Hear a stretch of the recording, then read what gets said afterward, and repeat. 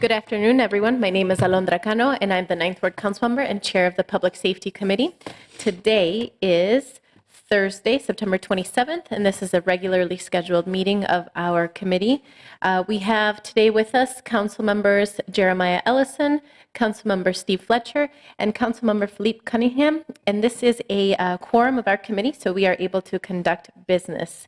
Today we have a very full agenda tackling one of the most important issues in our city, which, as you know, has been coined as the gun violence in our community, and we are looking forward to talking to many folks about this today.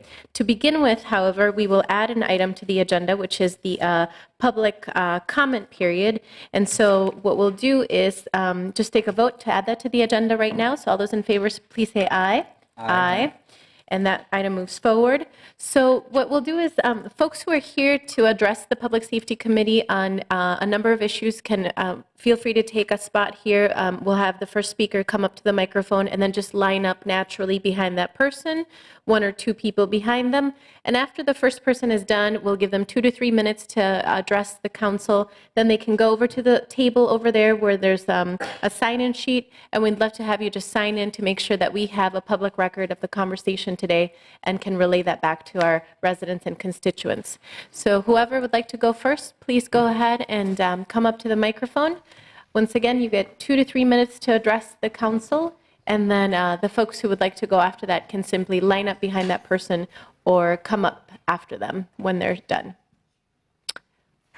Would anyone like to address the council today? This is our first public comment period at the beginning of our meetings before we get into the business of the agenda.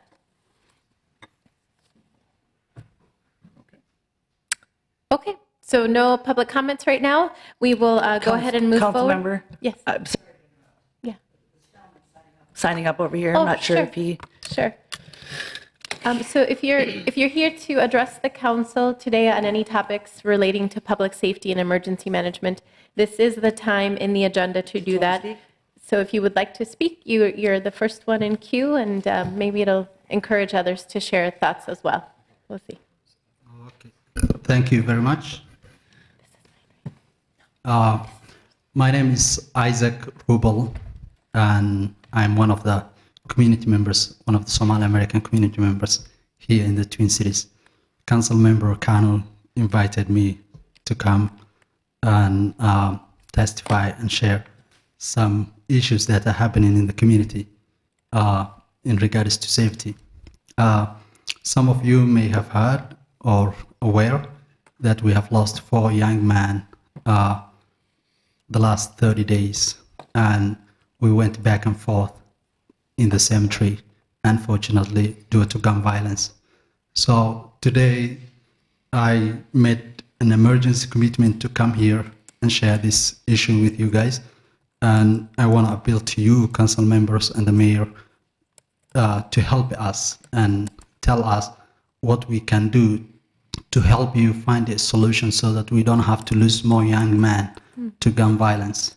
And I hope the leadership of Council Member Kanu and other council members who are leading Ward 6 and the area that this violence is happening will come and talk to the community and talk to those grieving parents. These events are happening day after day, and we cannot just sit back and expect that it will stop by itself. So that's all I wanted to share. Thank you very much. Thank you. Appreciate it. Do we have any other folks here? Okay, please go ahead. Hello, guys. Thank you, council members, for this opportunity to invite the community and speak on behalf of our communities who are struggling and suffering from gun violence. My name is Khalid Mohammed. I live in Ward 6, and within the past 2 to 3 weeks, within 5 miles radius of my house, we have lost 2 young men to gun violence. And on top of that, our indigenous community has been also suffering in my area. I live almost half a block away from where the Native Americans community right now are having a camp outside my neighborhood. This has been a problem for a while. It has been ignored. Like Robles said, this month alone, I guess we lost more than 3 kids to gun violence. I remember growing up in the same neighborhood that I live right now, and a lot of those people are the people I grew up with. People I went in middle school, high school, but it's just unfortunate that they didn't make it because of the circumstances my community live in. Lack of unemployment, politicians often ignore our problems. Even those who come from my community often ignore those problems, who happen to be your colleagues and not present today. So I urge you today to look back and do something about it. And I know you guys might not able to do something about it today or tomorrow, but just lay down the foundation for tomorrow, because that's what's gonna make change. Because I can no longer just sit there and just, because I'm the fortunate ones who made it and went to college and, gone through high school and stuff, but they didn't. So, and many communities share the same problems that my community is sharing, along with my fellow African-American brothers and sisters also are probably hurting more than we are right now. So I urge you to look beyond politics, to really pay attention, because these problems have been said more and more. I mean, I can just talk about it all day today and bore you with it, but it's just the fact of it. So thank you so much. I look forward to having a conversation with you all, and thank you for this opportunity. Thank you for speaking. Welcome. Hi, my name is Mike Johnson. I flipped through this thing real quick, and I'd just like to say that there's 3 firearms in here right now, and I am by no means worried about gun violence happening. Gun violence is kind of a term I dislike. It's people violence. People have to commit the violence. And I would bet that the vast majority of violence is occurring where there's no dads. People need dads, kids deserve dads, and I know my boy needs a dad or he'd be out of control. So I think starting with the family is one thing that's missing from here, at least when I did a quick flip through. So I would say ignore this whole gun violence thing and start addressing the people violence.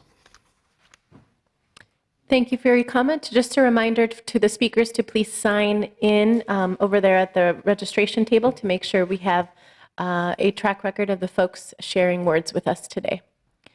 Any more public comments? Okay, so with that, we shall move on to the next portion of the agenda, which is the consent items.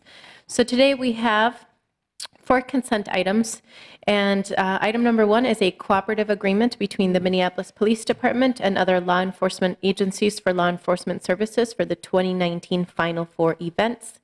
Item number 2 is a Hennepin County multi-jurisdictional hazard mitigation plan.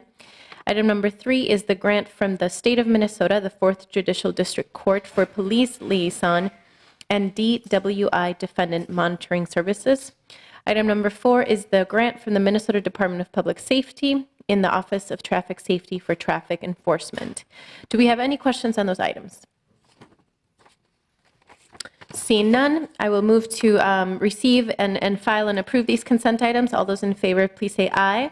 Aye. Those items move forward. And so now we begin the discussion part of our agenda today. And item number 5 is the gun violence prevention in Minneapolis. So if we can please have the staff who will kick us off today, perhaps MPD can open it up and go through some of the historical context, statistics, data that we have, and then we will then invite the other speakers who are part of this presentation as well. Chief, thank you so much for being here. Okay. Chair Cano, committee members, thank you for allowing myself and my team members give a kind of an overview of what we see as some of the issues pertaining to violence and community safety in our city. Before I start, though, I would be doing a disservice to the young boys and men whose lives have been lost.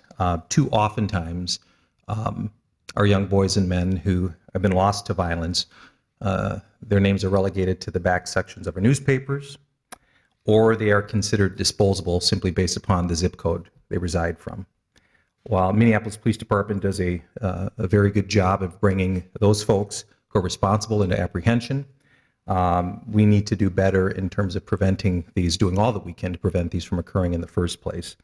I will tell you that there can be no success in terms of saving the lives by Minneapolis Police Department alone. Community safety is truly represented by many of our partners and allies who are in this room today. And so I have to thank all of them for the work that they continue to do on behalf of our community. And I needed to level set that, just because while data tells the story, too oftentimes we forget that these are human beings and their lives really do mean so much to all of us. So with that, it's important to kind of give an overview of where we are as a city right now. And I will say that the map that you're about to see right now that looks at our violent crime in our city, sadly and tragically, the number of homicides that has increased over the last week when this report was updated. Saying that, we fortunately, again, because of some great partnerships, we are still down in homicides year to date, and our overall violent crime is still looking right around minus 20% year to date. And again, these are efforts when we talk about community safety that we really have to give credit to everyone in the room here and all of our community out there that are doing their part to keep our community safe. Specifically as it relates to firearms or guns recovered in our city, we can see that there were 14 guns recovered in our past week, and the precincts are broken down there in terms of where the guns were recovered from. 4th precinct, just past week, we had 7 guns recovered, and you can see 4 guns recovered in our 1st precinct, and guns recovered also in our 2nd and 3rd precinct. Year to date, the Minneapolis Police Department has recovered 481 guns. That is a decrease from actually last year in 2017, which at this same time last year had well over 700 guns recovered. And as you look at the percent of guns recovered by precinct compared to 2017, we see an increase in guns recovered from our downtown or our 1st precinct. That also includes Cedar Riverside area. But we have seen decreases in guns recovered in the other remaining precincts of our city. The next slide, when we talk about gunshot wound victims, again, it is very important that we try to do the best that we can to keep all lives present and that we don't lose any lives. But there is a significant toll and impact when people are shot and wounded by guns. It's a very violent and it causes great amount of injury and trauma to those wounded.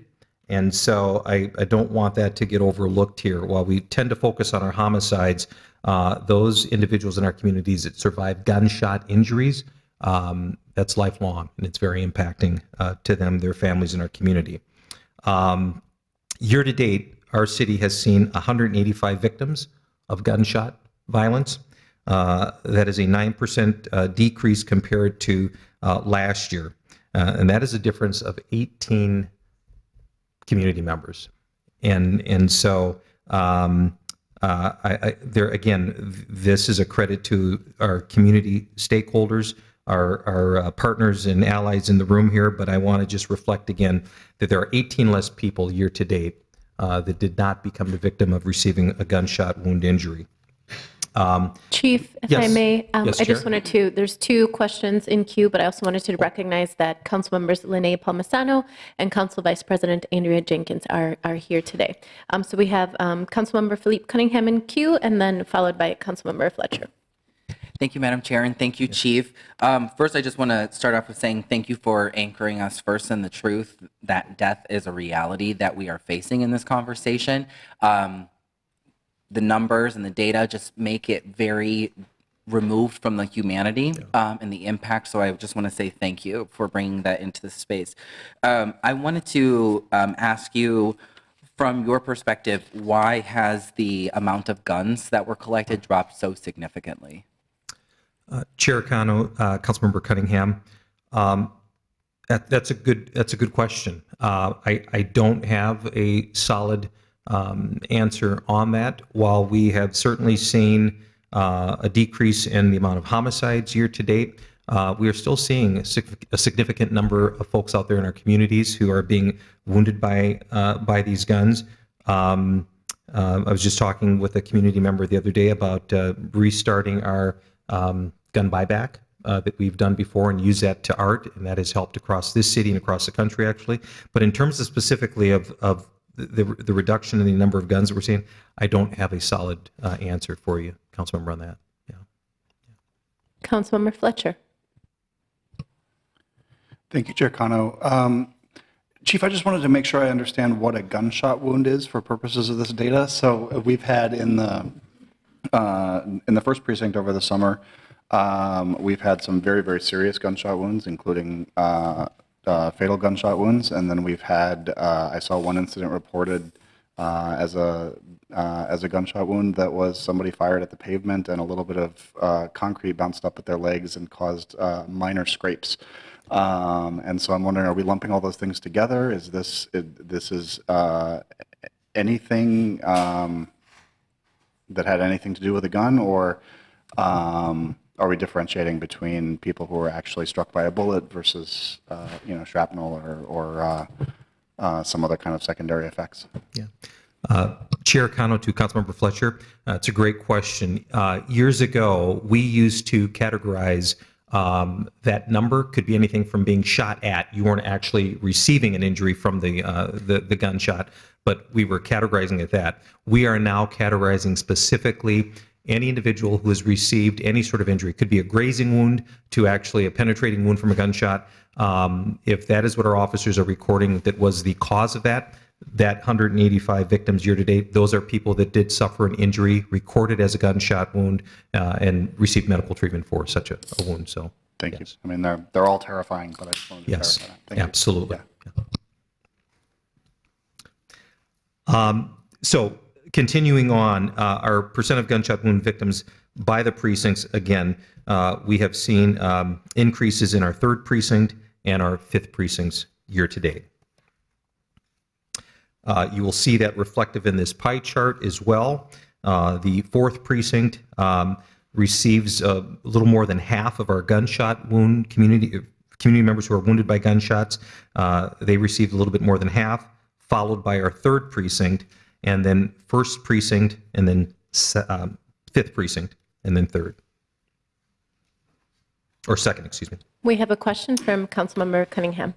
Thank you, Madam Chair. I'm just curious, is this data by where the incident occurred or where the people live that were involved? Chair Cano to Councilmember Cunningham, this would be where the actual incident occurred.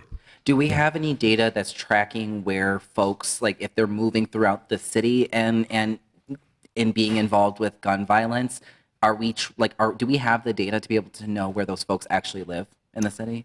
Chair Cano to Councilmember Cunningham, just for my own clarity, are you saying once they were a victim of gunshot wound violence and then? So I mean more like just in general with data. Do we have data that connects, let's say somebody who lives in South Minneapolis comes to North Minneapolis and shoots somebody? Do we know, are we able to track that data where folks are moving around in the city and causing harm? Chair Cano to Councilmember Cunningham, yes, we actually do track that. And while I don't know if all of you know, Sergeant Agee is here, but also Deputy Chief Forrest, our teams are able to track even down to where the weapon was used and how many different occurrences of crime that particular gun was used. And so we actually do a very good job in terms of tracking that. And yes, we have that data. Great. And so then in terms of we haven't seen necessarily like the gunshots in general, but do you have like a breakdown of where folks are moving from or moving around in the city? Do you have like an idea off the top of your head? Because I'm just thinking, if a lot of folks, are living in a different precinct and causing harm in another, like how are we just navigating that, I guess it would be my question. Yeah, Chair Cano to Councilmember Cunningham, it's a great question. I think there's pieces of that or elements of that we track. But I'd like to have further conversation with you on that for sure. Yeah.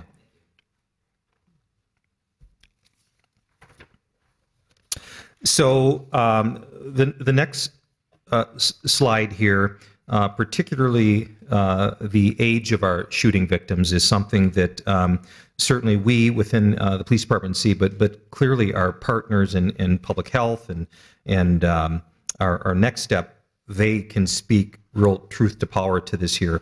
So when we look at this slide in terms of in city of Minneapolis, our age of our shooting victims,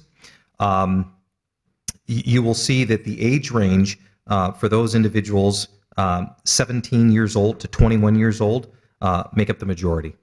26% of our shooting victims in the city of Minneapolis fall between that critical age of 17 years old to 21 years old. We also see, even from the 22 to 26 years where they fall into that. But clearly, getting to and trying to impact our young people as quickly as possible to prevent that is very important, because they are the ones that we are losing in our community. They're the ones that are losing their lives at such a very early age. When we talk about the disproportionality of the race of our young Black and brown boys who are losing their lives, it is clear that in the city of Minneapolis, 75% of our shooting victims are African Americans.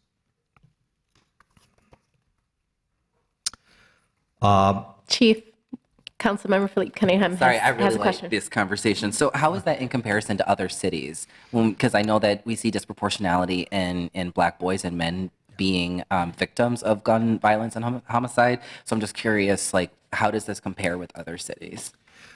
Chair Cano, to Councilmember Cunningham, I don't have that, particularly in terms of nationally. I'm going to look over to see if DC4 is, but I will tell you, in terms of our population, in terms of African Americans, it comprise not only in terms of our population in the city, but in the state, that is overwhelmingly disproportionate. I mean, it is, it's a public health crisis, quite frankly. As we look at those community members, and as we saw from that slide, typically young African American or young Black and brown boys and men who are wounded by gunshots, and when we break it down to the 13 wards in our city, we can see that 5th Ward, followed by the 4th Ward, encompasses at least a little over half of all of our gunshot wound victims in the city of Minneapolis. 59% of all gunshot wound victims since 2016 have occurred in our 4th precinct, and that's 6 out of 10 individuals who've been wounded by gunshot fire have occurred in our 4th precinct.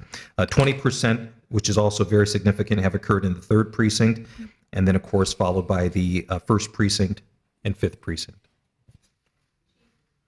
Chief, we have Councilmember Lene Palmisano. Thank you, Madam Chair. On the previous slide, or it's actually not represented this way, but something that I feel like I've seen more of in the daily notification reports is to see more women victims of gun violence. And I'm curious if you have seen that as a trend too, of the proportion of shooting victims that are women or young women. Is that real, or was that just my perception in reading these kind of day after day? Chair Cano, to Councilmember Palmisano, and I'm also going to let Deputy Chief Forrest or Deputy Chief Knight speak to this, but over the last several years, that has been a very concerning trend that we have seen more women being either the victims of gunshot wound violence or also being associated with those perpetrating the gun violence. And yeah, that is very troubling. And I want to speak to that as well. Thank you. Thank you, Chief. Chair Cano, Councilmember Palmisano. As the chief said, that is an area of concern. Data and figures generally show that if women are victims of gun violence, it's generally in the hands of a domestic perpetrator. We have seen that through the years, most notably in the last couple years. We've seen there was an increase of domestic violence in that regard. Those numbers are going down this year. However, having written all the daily shooting notifications, and I read every report that comes through in this regard, there have been a significant number of women who've been injured by gunfire this year that seem to be maybe not necessarily the intended target, but when we have incidents where there's a lot of bullets being fired at a group, they're being struck as well, which goes to say how dangerous these situations are when we have people firing guns in these public places. Thank you. Thanks for that context. You're welcome.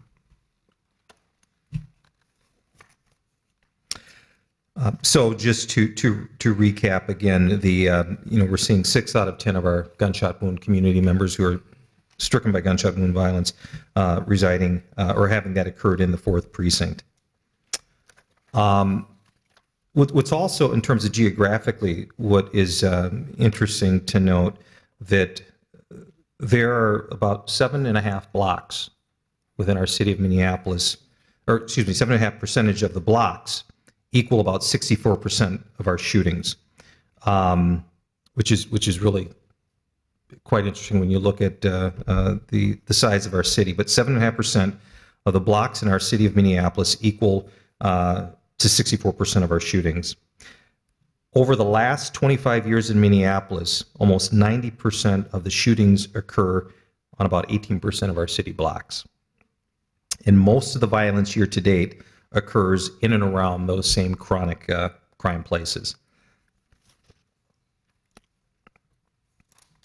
So when we talk about the past 25 years of gun violence, and certainly our hotspots, which is something that we track, the map that you see before you, the highlighted red, it's a concentration of all incidents where a gun is fired, a person is shot at, or wounded by a firearm. So that encompasses all of those things. And you can see from the map where there is a shift from our northern part of our city to also our southern part of our city. And again, this is over the past 25 years. And what's also, I think, important about that map is that we look at the past 25 years, and I certainly know as chief of police that, again, when we talk about community safety, it's going to require efforts more than just the police department. And we look at these areas of our city. That's why it's so vital that we look at this from both a public health lens. We look at this from a, whether it's our folks at public health or Next Step, everything from educators to social workers. We need to do, and it has to be an all hands on deck approach if we're going to try to do our best to save and prevent the lives of our young boys and men from being the victims of gunshot wound violence. But that's a 25-year snapshot of gun violence and where it's located primarily in our city. ShotSpotter, which is a technology that we've been utilizing now for probably close to a decade or so, that helps to track where those shots are coming from. You can see here that from 2014, there was a dip in about 946 calls to currently, or 2017, we had 1,950. Some of that, again, can increase in terms of the number of shots that are being fired, but we also, over the past couple of years, we expanded our ShotSpotter coverage. So now I think there's also more community members who are now being able to call in. We're being able to track that as well. But we still obviously want to make sure that less people are out there using guns to harm communities. So I know that that was kind of a snapshot and a summary of kind of what we're seeing from the police department. And I know there are other of our partners here who can kind of give more context to it. But again, any success that we have in reducing gunshot wound violence and whether we're successful in apprehending those and holding them accountable for committing harm in our communities, we really have to thank our partners and allies that we're continuing to work with. And so we'll continue to do that. I'll put myself in queue. Okay, and then we'll go with Councilmember Cunningham. So two questions. One is, well, a comment, thank you. This is very helpful to illustrate sort of the historical nature of the situation, and as well as the more recent incidents that we've been experiencing in our different wards. So I'm curious about the reasons that MPD might have about why we see certain activities in certain specific streets or areas.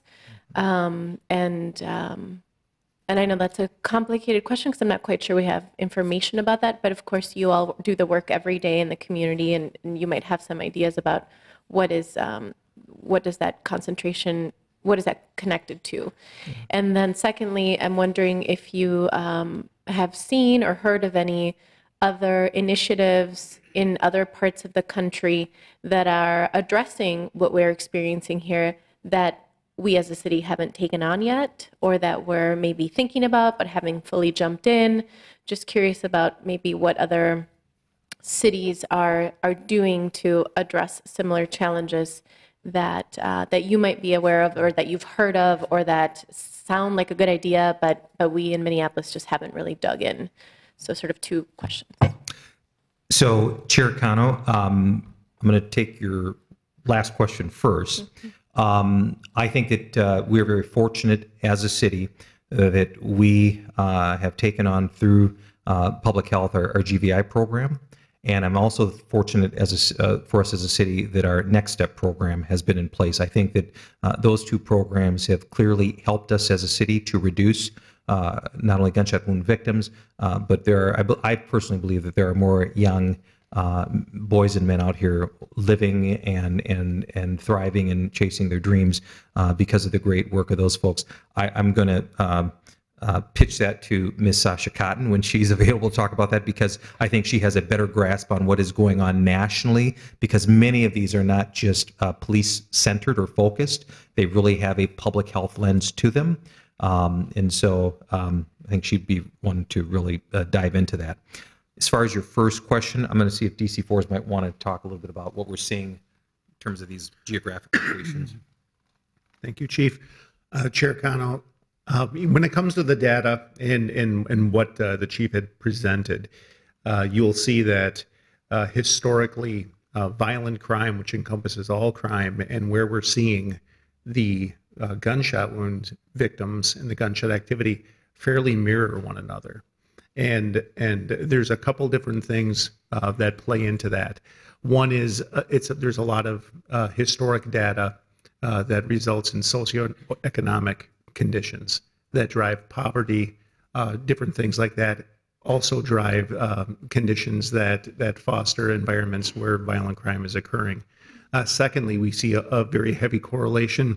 The areas where there's gunshot violence are also areas that we're seeing that there's a lot of domestic violence, and there's also a lot of child abuse occurring. So generally, trauma in general, situations and it's been years of areas that have experienced trauma are areas that experience higher levels of gun violence.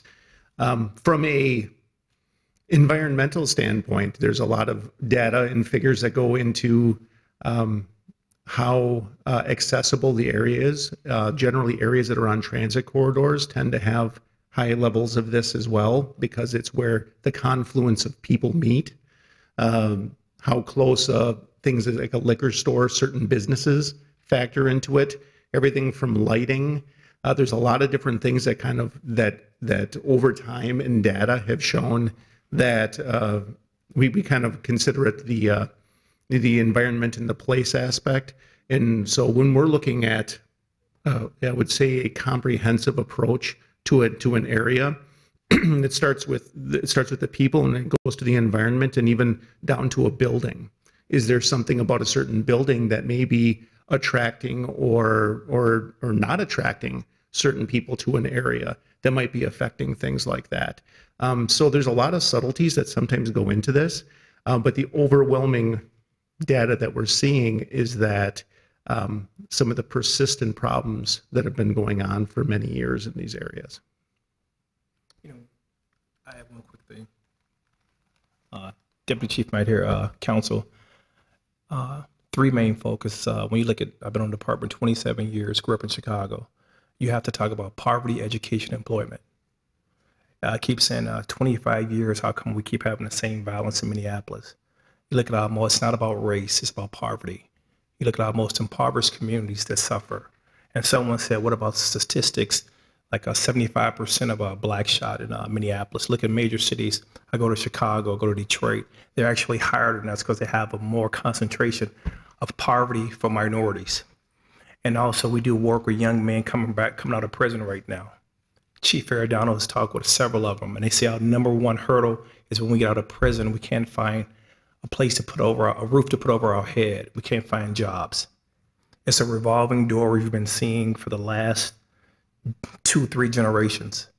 So again, we as a police department, we do a great job of solving murders. My thing is, how can we prevent murders? And again, the police cannot solve this right here until we as a society come together and say we're going to do something about poverty, education, and employment. For the next 25 years, we'll be having the same conversation. Thanks. Thank you. Councilmember Philippe Cunningham. Thank you, Madam Chair. So there were 185 gunshot wound victims. About what percentage was that gang, clique, or group involved? Chair Connell, Councilmember Cunningham, I'd have to give you an estimate on that because there's some that we just don't know. There's some that we attribute. We were tracking. Sometimes there's group members that are involved, but we'll track that, but we don't know if it's group member motivated, or we may suspect it is. Let me take a look at some preliminary numbers in regards to that. And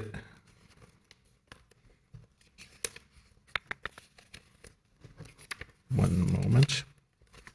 It'll probably be the one thing I didn't bring. I want to say of the 180 victims, I'll have to get back to you with the exact number on that. I don't want to just throw a number out at you, and I had jotted some things down. Here we go. It actually did. In 2017,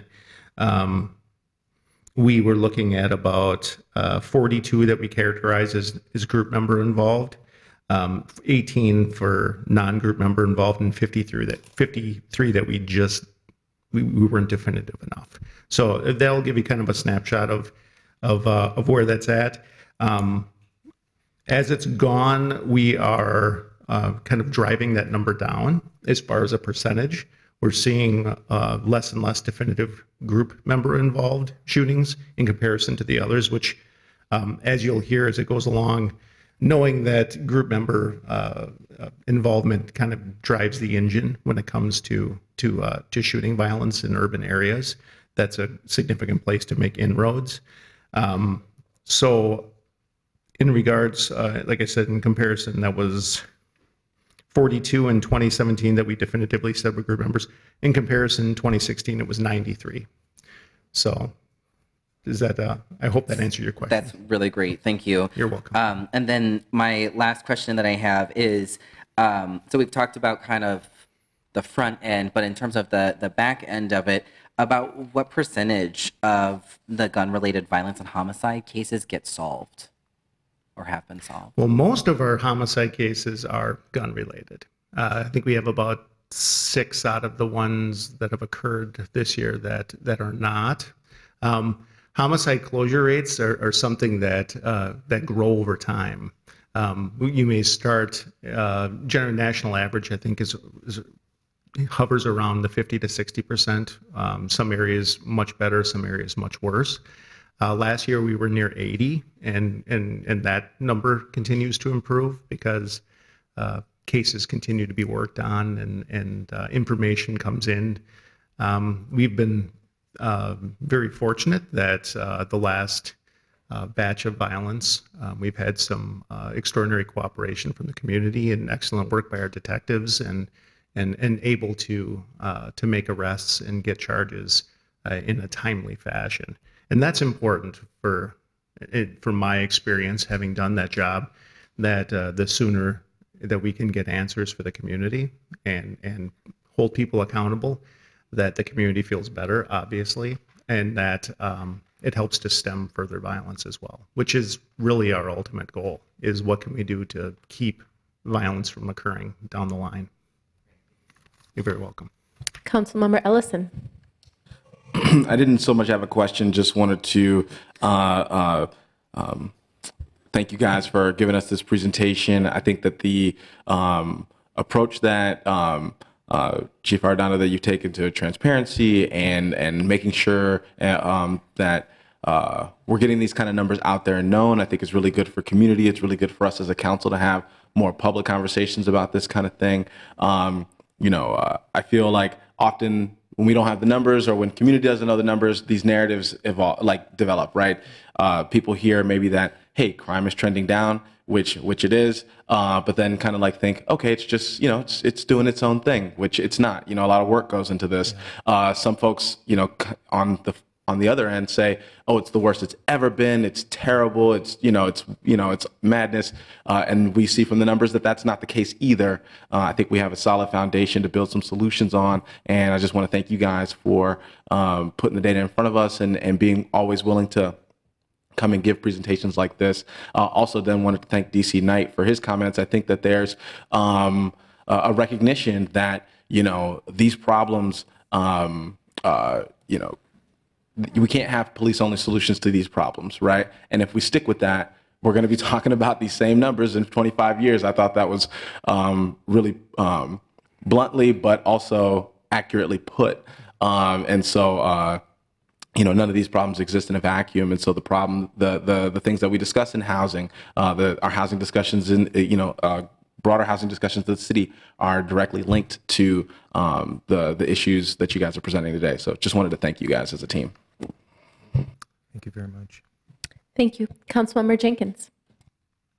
Thank you, Chair Cano, and thank you, Chief Arredondo, and Deputy Chiefs. I really appreciate the presentation, and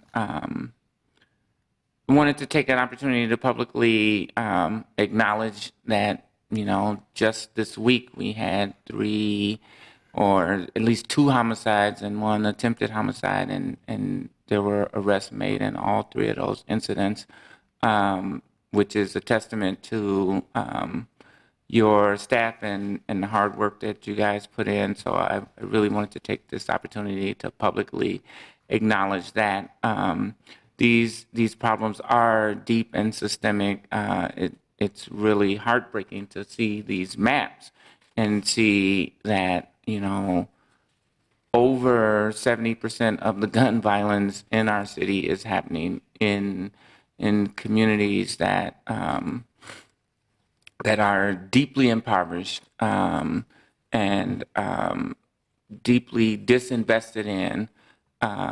And those opportunities are just not made available for those folks to be able to live healthy and contributing lives. And so it's our work as a council, it's our work as a community, and it's our work as a country to help the police to stem those challenges and those problems in our communities. But I wanted to acknowledge the good work that has been happening very recently in the last couple of days. So thank you.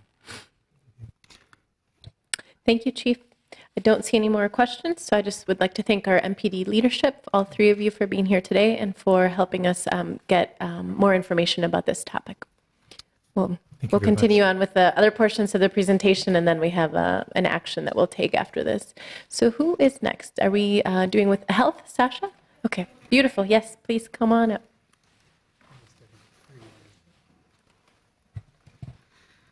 Good afternoon, council members. Thank you for having me, Madam Chair. We're just getting set up here. My colleague is going to grab a chair and graciously click for me. So, or not. All right. Well, we'll go ahead and get started if that's okay. I'm Sasha Cotton with the Minneapolis Health Department, and I hope that y'all can hear me. And I'm here to talk about the group violence intervention strategy, and then my colleague will talk a little bit about other work happening in the health department that he leads. Slide, please. So just wanted to give some big picture information about why the group violence intervention is focused on groups. As you heard from our team from MPD, a lot of the violence that we see in our city, particularly related to guns, is driven by groups and guns. And so core offenders are often few and identifiable. You can ask most cops. We know a lot of the folks who are driving the violence. It's just about being able to put some focused attention on them. And that's really what GVI aims to do. That groups drive a huge share of the violence. And so when we look statistically at most major cities, around 60% of the violence is driven by groups and gangs. When we have done that research pool with John Jay College, who is our partner on GVI, those numbers are accurate for Minneapolis, that around 60% of our shooting incidents are attributed to groups and gangs. And then looking at neighborhoods, which we were just looking at the maps from MPD, in communities that are most impoverished and most deeply impacted by violence, there's roughly about 5% of the population of young males who are group involved or who are attached to a group, but only about 10 or 20% of those are actual key players, the ones who are actually positioned to do the shootings. And so the number is relatively small when we look at the whole population of Minneapolis. Slide, please. And the key to that, to me, is that we're talking about a problem that is manageable. Even though we still see a significant problem, there are tools and strategies we can begin to implement, like GVI and other violence reduction strategies that we can look towards for solutions. Thinking about, again, the model, GVI brings together community, social services, and law enforcement to work together, which is a very different strategy from what we traditionally see. Often it is those institutions, but working in silos and not actually talking to one another to address the problem. And we know that police, community, and social services all really are a part of the community, and that when and if they're not working together, it makes it much more difficult for us to solve the issue of any issue, but particularly around the issue of violence prevention and gun violence. We look specifically at homicides and serious violence, and so GVI is not necessarily focused on property crimes or what might be considered by the law as low-level offenses. We are really looking strategically at guns and the impact that guns have in community. And we look to bring moral engagement. We want to offer a sincere extension of help. What that means is that if a person comes to us and says, this is what I need to get on track, we need to be in a position to help provide that. We know that there are lots of different ways that help looks, and so we have to be really creative and nimble in our efforts to meet people where they're at. For some people, that is traditional social services, but for some people, that really is much more granular issues that are affecting them on a day-to-day level.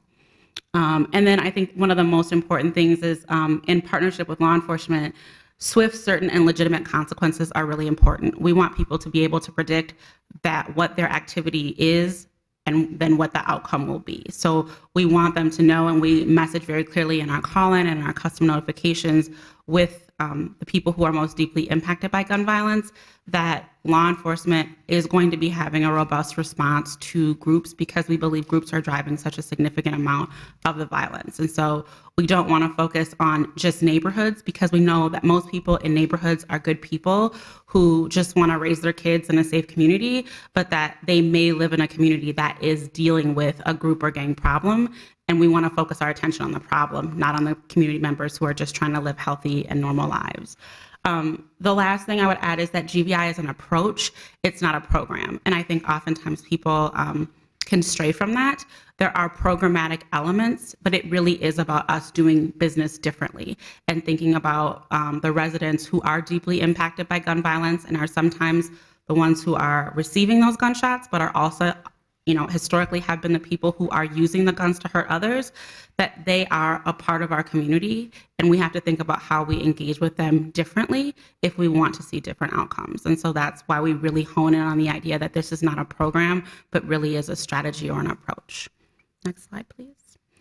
So I touched on this a little bit on the last slide, but what makes GVI strategically different is that we're not just focused on traditional social services. So when we think about traditional social services, Those are things like education, employment, housing, and those things are really important, and they're really important to our clientele, and we do provide those kinds of services.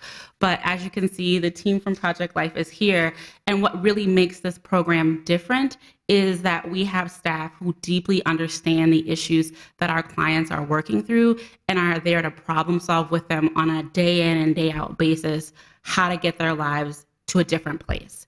And so our focus is not on measuring how many of these guys are getting GEDs or employment. While those things are really important, as we heard from our partners in law enforcement, our focus is on keeping people safe, alive, and free. Because we believe that if they're safe, alive, and free, they have a shot at employment, they have a shot at education. But if we can't keep them alive and we can't keep them out of prison, those opportunities become inevitably limited. And so we partner with other social service agencies, as well as our anchor agency, to provide traditional social services, but we are deeply focused on keeping people safe, alive, and free. Next slide, please. So this is a little bit about impact. As we were thinking about our presentation, we were asked to think about impact, and I know Councilmember Cunningham, you raised the question about sort of percentages. So these are some rough justice numbers based on some tools that we utilize through our partners with the National Network for Safe Communities, the host agency and developer of GVI. But what we've seen is a steady decrease in the number of group member involved shootings. And so we know that those numbers are rough. It's not always easy to capture who is and who isn't a group member, but we think that we're on target. We really look across law enforcement, probation, and our partners in the community to identify who is and who isn't group involved. So it's not just pure data from one set, but really looking across our partners.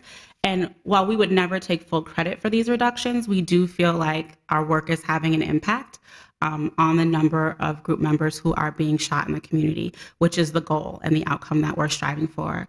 As it pertains to our social service and the work that's being done in the community, our numbers are just over 100 people that we've been able to serve in about 16 months that the program has been up and running. And that's an ongoing service model. So we don't ever really write a person off and say, you're no longer a part of the program. People can come back to us at any time, even if they fall out of touch. We make every effort to stay in touch with them and continue to support their growth. The number of clients that we've had shot in the 16 months that we've been doing the program is 3. So 3 out of, we're at over 100, we're roughly at about 108 at the best, like if I'm actually getting right down to the number. So to only have had 3 of the people who have come and done programmatic work with us be shot is really miraculous. We're working with guys who are deeply involved. We're not just touching the top of the surface of guys who are group involved, but we really are working with the guys who are most identified as being at great risk for being shot or being a shooter. And so we are very proud of that number. We have only lost 1 client in the 16 months that we've been working to a homicide. And while we grieve deeply with him in the community, we feel like that number is good in spite of it being awful, for lack of a better way to explain that. That 1 life lost to gun violence is too many, but we think that we are doing something right if of the 100+ people we've served, we've only lost 1 to a homicide. And then the number of cliques that we're serving right now is 34, which goes to show that we have a large population of groups. So there are lots of clusters of them throughout the city. While this project does focus primarily on the 4th precinct, we are receiving clients from across the city. So we don't limit our intakes to people who are coming directly out of the 4th precinct. If someone hears about the program work and wants to sign up for services, we are willing to serve them regardless of their address, as long as they are a Minneapolis resident. And so in thinking about service delivery and our project outcomes, I would be remiss not to ask the team to come and offer a little bit of insight about the work that they're doing and the folks that they are working with. So I'm gonna ask our lead case manager, Ferone Brown, to come and talk first, and then hopefully we can make time to hear some brief statements from other members of the team. So I hope that you will allow that. Thank you. Thank you. Welcome. Hey. So the first thing I wanted to say was just this morning, I got a call from one of the high-end leaders. And I was telling him, like, God, I'm kind of nervous about going there talking to you guys. You know, he was like, for what? This stuff just started happening for almost 2 years. You've been working with me, and I've stopped. I haven't did anything. I haven't went back or anything. And I thought about it. I was like, the guys that really take advantage of the resources and take advantage of us have really done good. I'm really, just like the guy that just lost his life, Nathan, I had him in school and I was his case manager when he was a kid. And when he went to college, he called me like, "Frank, could you send me a pizza up here? You know, I'm really having a hard trouble up here." And he said, I'm gonna leave. I said, "Bro, just try to stay there." You know, just like, he came home. Make a long story short. And it hurts me every day that we lost Nathan, but Nathan had 1 foot in and 1 foot out. And that's one thing that we talk to our clients about and our participants. If you're gonna do this and you're really gonna change your life, you have to be all the way in. So that's the first thing. Another thing is, these guys, we have I have 4 staff that work with me. Part-time. 108, now listen to this, y'all. 108 guys that we have to work with. So we have to scramble. If anybody's ever did case manager work, what is the most people when a case manager you're supposed to have?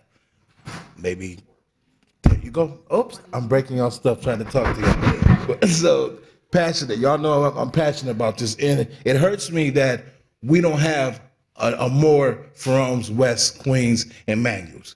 But one thing I can tell you guys, we're making a difference, and I'm really proud of my team.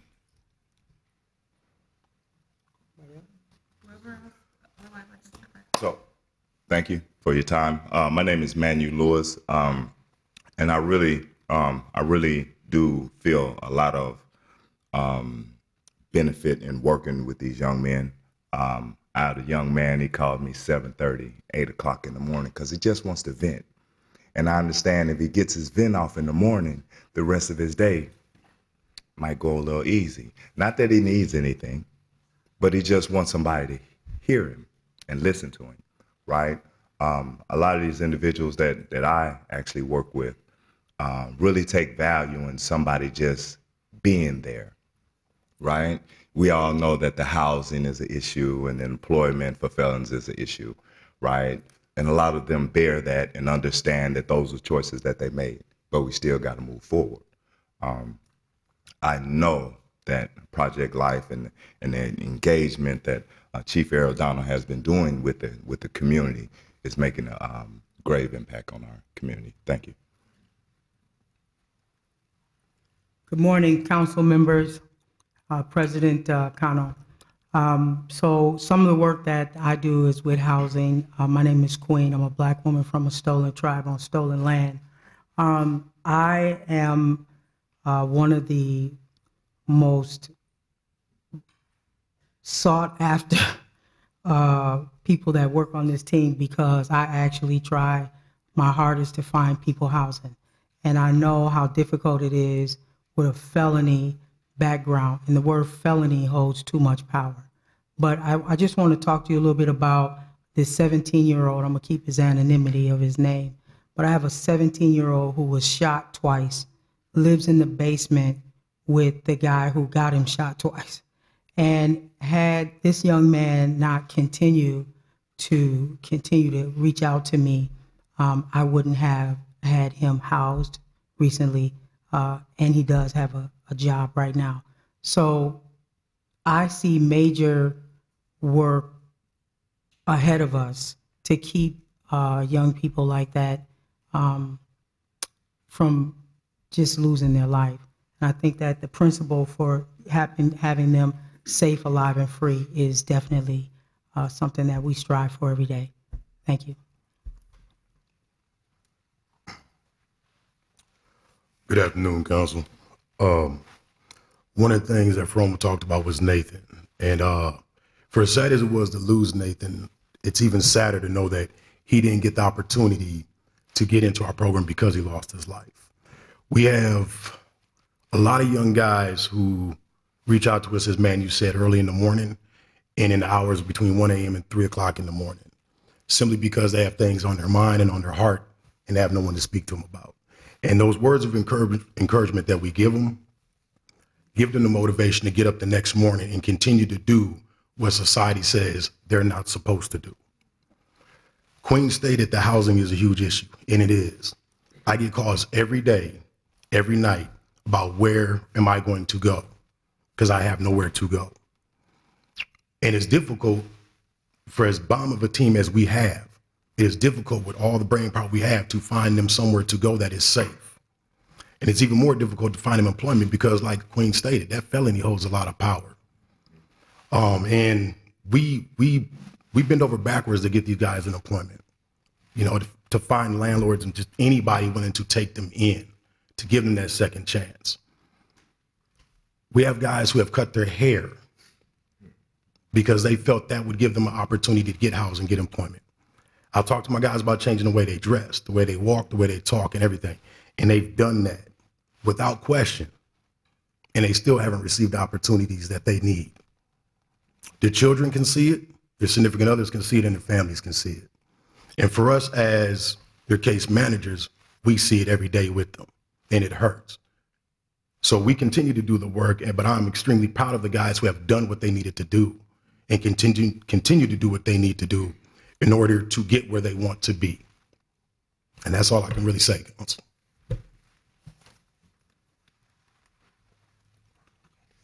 Councilmember Jenkins. Thank you, Chair Cano. I just want to say to Ms. Cotton and to all of the team, Project Life and GVI, lift up the work that you guys have been doing, the tremendous efforts to connect with people when they most desperately need an ear or a word of encouragement or advice. It's really challenging, and I know that these are young people that our society has really left on the wayside and abandoned in their earliest years, and that that continues to follow them. So my deep gratitude to you all for doing this really important work, and you know, congratulations is really not an appropriate term in this situation, but it does need to be acknowledged that, you know, you were able to, you know, we don't know how many lives have been saved, but we know that only one life has been lost in the 16 months that you've been doing this work. And so, yeah, just want to lift that up and say thank you. Thank you. Councilmember Ellison. I have kind of like a rhetorical question. I heard you said that like folks were part-time, but I'm here at 1 o'clock in the morning, 3 o'clock in the morning. You know, you guys are, it sounds like you're around the clock. So, so I hope that, you know, we can respect that and find a way to, you know, make sure that we're making good on the value that you guys are bringing. The other question that I did want to get into is the project's been this approach, not program, I think has been amazing. But I also know that for whatever reason, you know, there are those folks who have doubts about the approach. And while I kind of know the answers to most of the questions I'm going to ask, I just wanted to state, you know, some folks who have doubts about the program are under the impression that the city's already been doing this for 20 years, and then, you know, GVI hasn't, you know, worked for that long. What's been the actual timeline that you guys have been, that this approach has been in effect? GVI in Minneapolis started on May 4th, 2016. So it's been less than 2 years. Our service numbers are quadruple what we were anticipated to get as far as the number of people we were anticipated to serve. We were told by our national folks who advise us that we would probably get 10 or so people in the first year. And there are cities that are serving roughly that amount. We look across those numbers and it tells us that there's dire and desperation for this kind of work in Minneapolis, that people aren't just doing what they're doing because they want to, but because they really don't see how to get out. And when they see an opportunity, there are a number of people who are willing to take it. To that point, Councilmember, if I can, I would also add that what makes GVI uniquely different from maybe what we've done in the past is that people can opt in. So this is not a referral-based program. Yes, we work closely with our partners in probation and the police department in order for them to message to people we know are at great risk about this model. But it is also welcomed and encouraged that young people and families reach out. If you know you're in a lifestyle that is going to kill you and you want out, this is your 911. And that hasn't always existed. There hasn't always been a place to go. And that's what I say is uniquely different about this approach. Awesome. And then my next question is less for you and your team and more for MPD. I know that another sort of, at least rhetorically, some of the other kind of doubts that I hear is that, you know, this approach really hinges on the brilliance of, you know, Sasha Cotton in the health department, and that maybe there's a lack of institutional support around this approach. Could you speak to MPD's, the portion of this approach that MPD owns, and kind of procedurally, you know, how do you guys sort of jump into action when, you know, when a critical incident kind of occurs? Yes, Chair Cano to Councilmember Ellison. So if I could first just say, there are very few people, with the exception of our council members here, that I as a chief can call at 3:30 in the morning. They'll pick up their phone right away. All of those individuals, Mr. Farji, Ms. Connie from Next Step, they really provide so much great value to our city. The other thing I think that makes them very unique is their credibility and the relationships that they have. They can navigate into any neighborhood in our city, and they're respected, they're trusted, and they have that credibility. So I just can't say enough about the folks that are here today. Have there been silos and cultures of mentality within the police department that have oftentimes said, you know, this is what we do, but well, you do your thing, and we're not going to work with you? That has occurred within the Minneapolis Police Department in the past. It was I was very emphatic that when we took upon this important role of GVI, that it was a collaboration, it was a partnership. And so Ms. Cotton and her team, we we will work together. So we actually have our GET team. And I know there's all these acronyms floating out there, but this is the sworn officer component from the police department under the direction of Deputy Chief Forrest, that provides that enforcement piece to our communities. And when we talked about the call-in notifications, that are, you know, that piece that is trying to hold folks accountable from the legal side. But those officers from the GET, they work closely with our GVI folks. It's important that there's a free-flowing information exchange. Councilmember Ellison, you talked about the importance of data. It's important that Ms. Cotton and her team has that. And so those are the things that we continue to do. I remember, I think it was last year, we ordered up catering food, had a lunch, and got folks in the room together. And I wrote 3 questions on the board. And the first thing, just to break ice, was I think it was, who's your favorite singer? And then we went down the list there. But it was just to get everybody in the same room to say that in order for us to do this work, we have to work together. So we will continue to do that. We meet monthly, myself, Deputy Chief Forrest, DC Knight, and Ms. Cotton, to talk about where are there gaps that we're missing, where are there blind spots, if there's any bureaucratic or infrastructure silos, we want to break those down, because in order for them to be successful, they have to know that they have a successful, reliable partner within the MPD. Yeah, quick follow-up. Thank you for that. Could you walk it, without like kind of get into a specific case, because I know that gets very sensitive. Could you walk us like through, you know, for the sake of the the public, maybe an example of like, you know, a shooting occurs within the GVI approach. Procedurally, you know, what are sort of next steps on MPD's side of things? Thank you, Chief. Chair Cano, Councilmember Ellison. I'll kind of explain at least the law enforcement role, or what we do in GVI, and really it's an ongoing thing. We are I would say the promise of GVI that if people continue to commit violence in the community, we will respond and deal with it. But even more so, we meet weekly and it's a myriad of different law enforcement, probation, Sasha, and outreach, many different partners to review every single shooting that occurs during that week period of time. And the detectives come in, they give us a briefing as what's going on with these cases.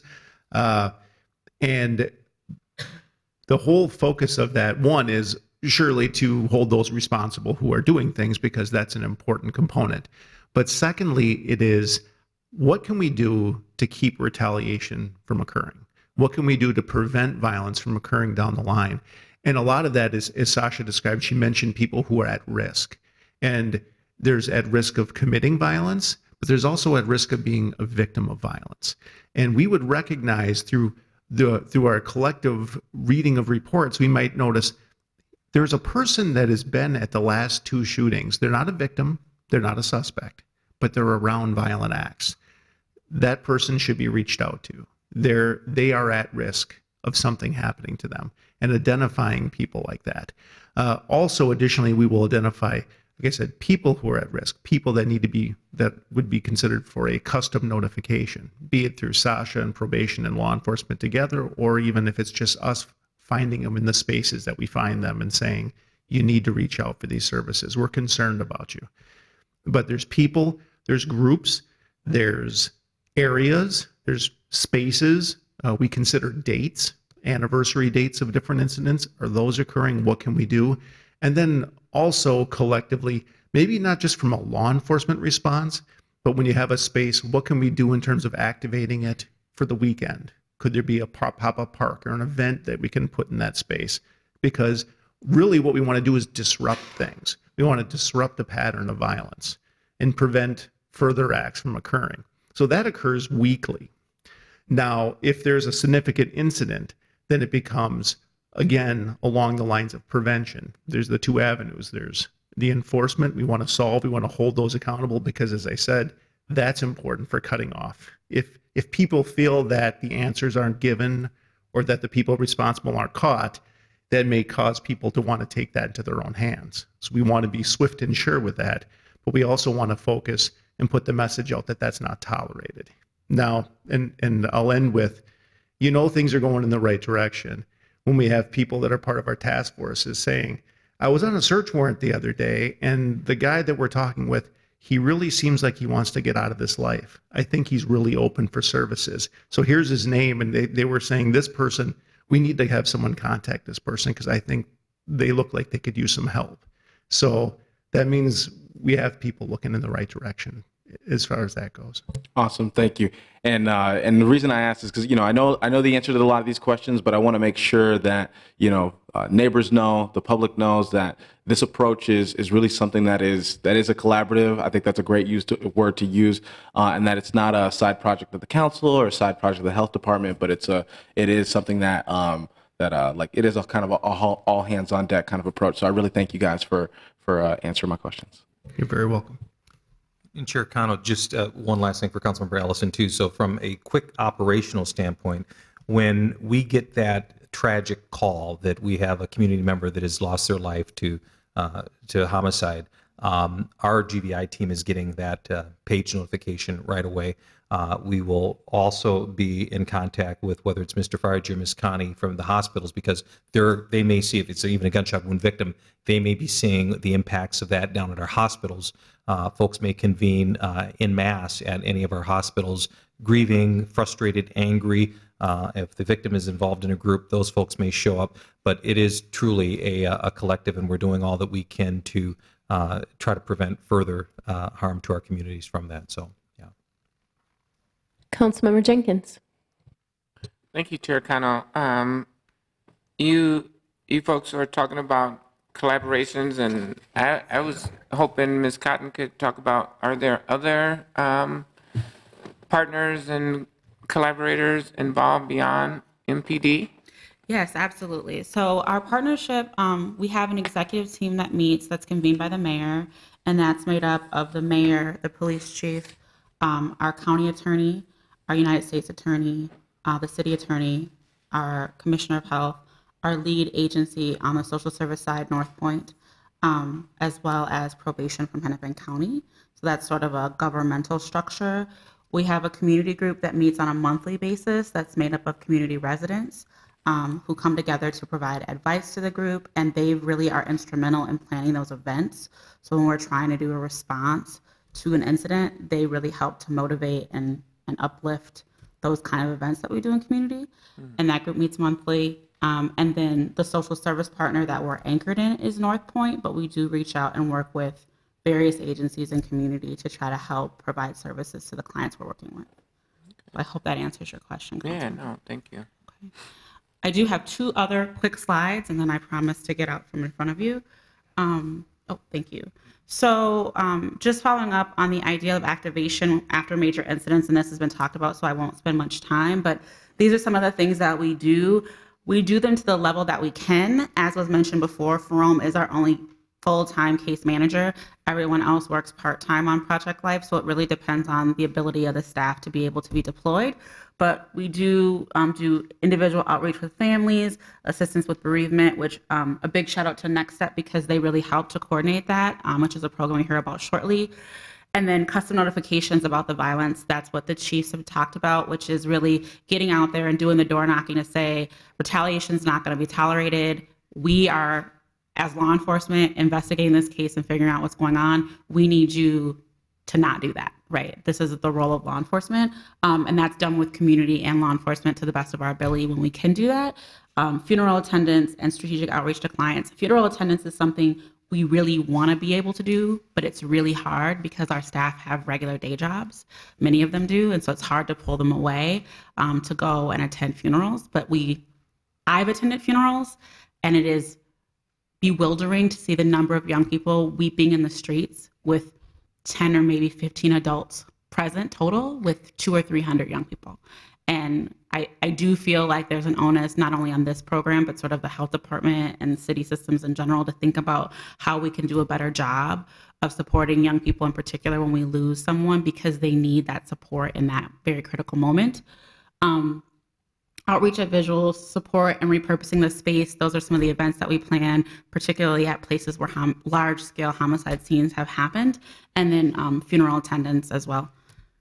And then my last slide is really about what are our next steps with Project Life GVI. So we have a call in October, which is an opportunity to present this information to the young people who are most impacted by the violence, those who we believe are group affiliated and who are at great risk of being either a victim or a perpetrator of a shooting crime. And so we invite them, we invite their families, we have a meal, but we deliver a very strategic message about the violence, that the violence won't be tolerated, that we offer you a sincere extension of help. These are the services we can provide, but you have to put the guns down. That's just a non-negotiable thing. You can put them down and walk away on your own because you feel like you have everything you need to do so. But if you need help, there's help available specifically catered to you. We have an update to our group audit and our metrics management that'll be happening around the same time in October while our partners from John Jay and the National Network are here from New York. So really updating and taking a robust look at all of the data systems that we use, and then training on an implementation of new elements of the model. So one of them is really being able to look at victims of violence and doing a community police response with those victims and those families.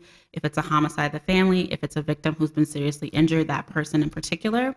We're looking to do training with our patrol to make sure that all of MPD is really clear in understanding what GVI is and that they can message as well as our GET team about what the work is. We're also looking at custom notification training, so making sure that everyone who needs to know how to deliver a custom knows how to do that. We're looking forward to having those trainings, most of them in November.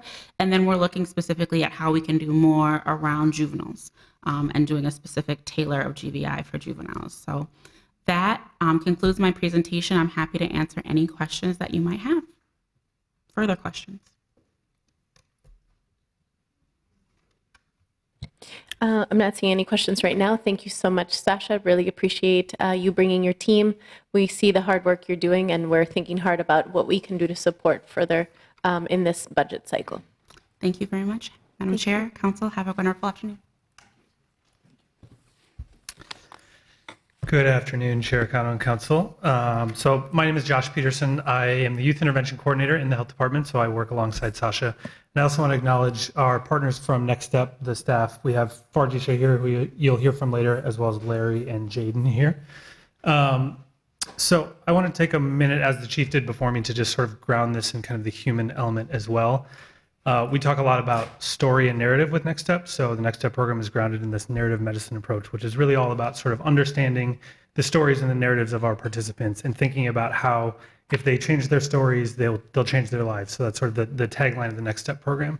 And so in our biweekly staff meetings, we're running down the list of our participants and talking about what's going on in their lives, what needs some attention. And so we really have, on a daily basis, a reminder of really sort of those stories and the human impact of the program. So I'm going to talk a little bit at the outset about some data and macro level stuff, but I wanted to provide that grounding prior to doing that, and then we'll sort of wrap it up with Farji talking about kind of what it looks like on the ground.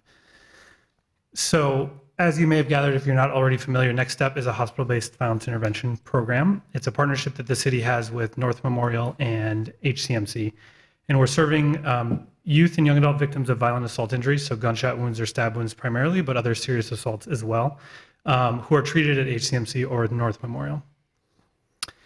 So a little bit of background on sort of why hospital-based intervention. You can read through these numbers, but essentially the idea is that when a young person shows up to an emergency room with a gunshot wound or a stab wound, that's sort of a golden opportunity for a teachable moment to intervene with that young person. The data out there says that if you've been hurt once, you're much more likely to get hurt again. And also there's a greater likelihood of retaliatory violence for victims of gunshot wounds, stab wounds, serious assaults. So the hospital room really provides an opportunity where that young person or that individual is maybe in a more vulnerable place. They're also potentially surrounded by a support system who is also sort of experiencing that vulnerability and is maybe amenable to some change. So if we can make a connection with that young person and provide sort of a trusted voice or a trusted messenger in the hospital room before they're discharged, we can really make a much more significant impact. An additional part is that a lot of these young people who come through are often disconnected from our usual systems. And so this is an opportunity to really make a connection with those young people and make some meaningful change. So the three goals of Next Step are really to reduce the rate of violent re-injury and recidivism. So prevent victims from coming back to the hospital a second time, to support the holistic development of the individuals and their families. So really sort of what Next Step is all about is understanding what may have led these individuals to be in the situations where they were injured in the first place and what we can do to get them on a different path or to change that story to get them somewhere else. And so in doing that, that's really all about sort of supporting their development and addressing whatever needs there might be in the community for them. And then the third piece is about interrupting that recurrent cycle of violence. So again, we know that individuals who are shot or stabbed may have a greater likelihood to engage in retaliatory violence. So by providing some services and providing a credible messenger who can have those conversations, hopefully we're interrupting that cycle of violence. So really the approach, and Farji is going to talk a little bit more about this, but generally the approach is Next Step staff are in the hospital room within 30 minutes of an individual showing up to the ER. So they get a notification, they get a page on their cell phone, and they show up to the hospital within 30 minutes. If that individual is in a position to be able to have a conversation, they're immediately having a conversation and building that relationship with that individual. If they're not, they're working with the family and support system who's there. As I think the chief mentioned, there's often family, there are friends, there's often sort of crowds that have gathered. They're essentially sort of working as a liaison between the individual, the family, the friends, the hospital staff, hospital security, in a way that really sort of didn't exist prior to Next Step. The general idea is that if a young person comes through, they're going to get great medical care, but they aren't necessarily going to get sort of that support beyond that. So if you're a young person who's shot through and through in the arm, you may get stitched up and sent on your way out of the hospital in a matter of hours. And no one's having that conversation with you around what led to this situation in the first place, and no one's having that conversation around you're about to go back into that same community in which you were hurt with no additional skills and resources and with the added burden of the trauma of that injury. So Next Step really seeks to address that by putting somebody in the hospital room as early as possible to have those conversations and to provide some support beyond just the medical care that they're getting. So that on-call notification, staff show up and do the bedside visit. As long as that young person is in the hospital, they're getting a visit from Next Step staff daily. So that relationship is building in the hospital. Once that individual is discharged from the hospital, then staff are working with them for up to a year, really sort of providing community-based case management services. So addressing both the big things like employment, housing, food access, and also sort of what Sasha and I like to call the big small things. So if you were a victim of an injury and your shoes were taken, we need to get you a pair of shoes. If you're being discharged in hospital flip-flops, that's not going to do. So how can we get you some shoes? Sort of those little things that those individuals really need to sort of get started on that positive path. The approach is really to use credible messengers. So these staff are individuals who have an understanding of what it's like to go through some of these situations. They represent the individuals that we're serving in the program. They use this narrative medicine approach, which is really all about sort of understanding the story of that individual. So it's not just about sort of, what did you do? It's about maybe sort of what led to this in the first place and what can we do to put you on a different path. So we focus not just on the physical healing, but also the mental healing. So understanding that a violent injury isn't just a physical thing, it's a mental thing. And there's a lot of healing that needs to happen beyond that, beyond just the physical wound. We do a lot of work around safety planning. We do a lot of work around housing. So often we'll have individuals coming in who don't have a safe place to return to because they may have been shot and whoever came after them may come after them again. So we're doing some relocation and housing around that. And then just building community connections. I'll talk a little bit about impact. So on the bottom there in that grid, you'll see some information about sort of success toward goal planning. With that narrative medicine approach, we're working on developing a goal plan with every individual that comes through the program and then working on addressing those goals. And we've seen some great success in getting those individuals to address those goals. But sort of the big piece that stands out is during the program's first year, only 3% of the participants came back to HCMC with the same or a similar injury.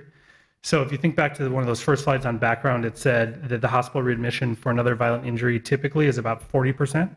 This 3% is really striking in comparison to that 40%. Granted, the time periods aren't exactly the same, but still that's a very striking number for us. And also the number of young people that have chosen to engage since the beginning. So early on, we did a site visit to New Orleans to see their program in action. And they were saying about 25% of the individuals who came into the hospital who chose to engage in the program. We're north of 80% of young people who are choosing to engage, which I think speaks to the credibility of our staff. They can really come into that room in a vulnerable moment and make a connection right away, which I think is a huge thing. So that's sort of the kind of the big picture macro impact, but really I think what's kind of more striking is to hear from the experience on the ground. So I want to invite Farji up to talk about that. 3 years ago, when I was starting this program with HCMC, Farji was the first staff we hired. And for about 2 of those years, he was doing everything. So he was the hospital responder, the community-based case manager. He was getting the phone calls at 2 a.m. He was doing it all. I'm pleased to say that he's been elevated to a director position now with Next Step. So he's overseeing that as we are expanding to North Memorial. So he's going to talk about some of his experiences with the program. Thank you, Chair Cano and council members. I'm just going to kind of give you an example of what happens because it's going off right now. So pretty much the Zip It is an application that's notified through the EMS services at Hennepin County Medical Center. We're notified and we have about 30 minutes to respond. During these 30 minutes, it's extremely difficult because the situation is fresh. Some of the family members are following ambulances down to the hospital. You have police officers involved, ambulances involved, and then you also have now HCMC or North Memorial Security involved. And excuse me, but I still get nervous, no matter how many times I've been here. But pretty much we get these notifications, they come in, it could be a fight outside a club, and then next thing you know, boom, boom, boom, somebody gets shot. So you have all these people that are downtown or whatever neighborhood that they're coming from, and then they come into the hospital. At first, it was a little difficult, but we are there to provide support for those families and also for the medical staff. So when a person comes in, they're considered no info. We work with the staff inside of the hospital so that we can relay some of the information to the family to kind of relieve some of the stress and some of the trauma that they may be dealing with in front of the hospital. And then mind you, like all of this is happening within the first hour of a patient getting off the ambulance with fresh bullet wounds going into the stabilization room of one of our hospitals. There's people standing outside, security's on high alert, police officers are on high alert, and our whole purpose is just to kind of release some of that tension and to build that bridge so that we can have this individual who has just come to us some time to heal. A lot of the guys don't make it. Some majority of them that do make it, I would say like 90% of them, once we actually come into contact with them, they grasp onto the concept of changing their story to change their life. And our basic way of building that relationship is through the use of narrative medicine, which was developed by a gentleman at Hennepin County Medical Center by the name of Sylvester Jones, who's also a renowned author and playwright, who's been able to kind of give us the skills that we need to kind of communicate with the individuals that we come into contact with. Now, as you know, some of these guys are not friendly. Some of them cuss us out. They want us to leave their rooms. But with the initiative of myself and the team, we are still able to get those individuals to join Next Step and to start making some of those changes towards their life. I'm gonna just give you an example of a young man who was shot last year. There was a situation that was occurring in Little Earth in which the young men were being shot maybe twice a week. We would get 3 or 4 victims that would come into the hospital. This one young man was able to kind of change his life around. At first, he was real resistant in working with us inside of the hospital, so it took a lot of coaching and a lot of narrative medicine for him to even trust us. He started trusting us. He moved out of the neighborhood, got into a facility that was assisting him with finding his own housing. We utilized different services around the Twin Cities area, specifically because we don't want our youth inside the city when they're healing. We would rather send them outside of the city so that they won't, get involved. This gentleman succeeded. He got everything that he needed in order. He ended up getting a housing grant. He was able to go back to high school, 2 credits away from graduating high school. His mother was in prison, so he had no parents. I pretty much was his go-to. Called me one day, said, "Hey, Farge, I just want to go check on my aunt in Little Earth." He went into Little Earth and he never made it out. He was unfortunately murdered on the steps of one of the housing projects, one of the buildings in Little Earth, and it created the positive cancer, right? So like, that's the main thing that we believe in as well. It's like, even though there's one patient laying in a bed, that patient's life is connected to a countless amount of people. So even though that young man, he lost his life that day, there are about 30 other youth from Little Earth that gravitated towards me and my program because of the things that the value that he expressed inside of the community. It is valuable for Next Step to be implemented into the hospital systems because, for one, the majority of these young men are viewed as criminals. We're slowly changing that, getting the hospitals and getting other entities and the systems to realize that these young men actually have potentials, just like the young man that was murdered. His whole life was just ravaged with trauma, but he was able to grasp on to the concepts of Next Step and changing his story to change his life. Unfortunately, he lost his life in the same environment that he grew up in. That's just one of the cases that we've dealt with. There are many more. Over the 2.5 years, we serviced over 220 people. By us believing in positive cancer, it's more than just the 220 people because those people have visitors that come to their rooms. In fact, there was a situation that just occurred not too long ago where both men ended up losing their life. And I didn't even have to reach out to the community. That group of boys came to my office. So one morning I get to the office and there's 2 carloads full of little guys outside of my office looking for the help, looking for the guidance so that they don't go back outside and retaliate for the situation that just occurred. This is the situation that just happened on 26th and Emerson. So I got to work. There's 2 carloads full of kids outside.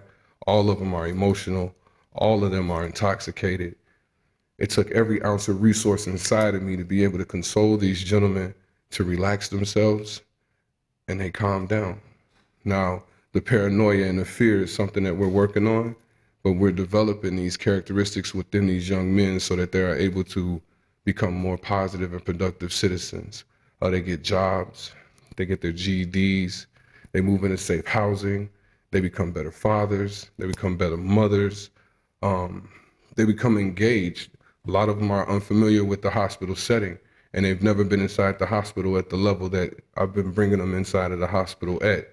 They come in as patients, so they only see the staff that works with them. They don't understand that there's different levels of employment, that you can come in as food service and work your way slowly to the top. So by giving these guys that outlook, just by being in the hospital, we have been able to change their lives. And I just hope that we are able to continue this. It's definitely been making an impact. We were just in the encampment yesterday, and unfortunately, about 10 of my little guys are living in that encampment right now. So it just goes to show that how so many issues are correlated into why it's so violent in the city right now.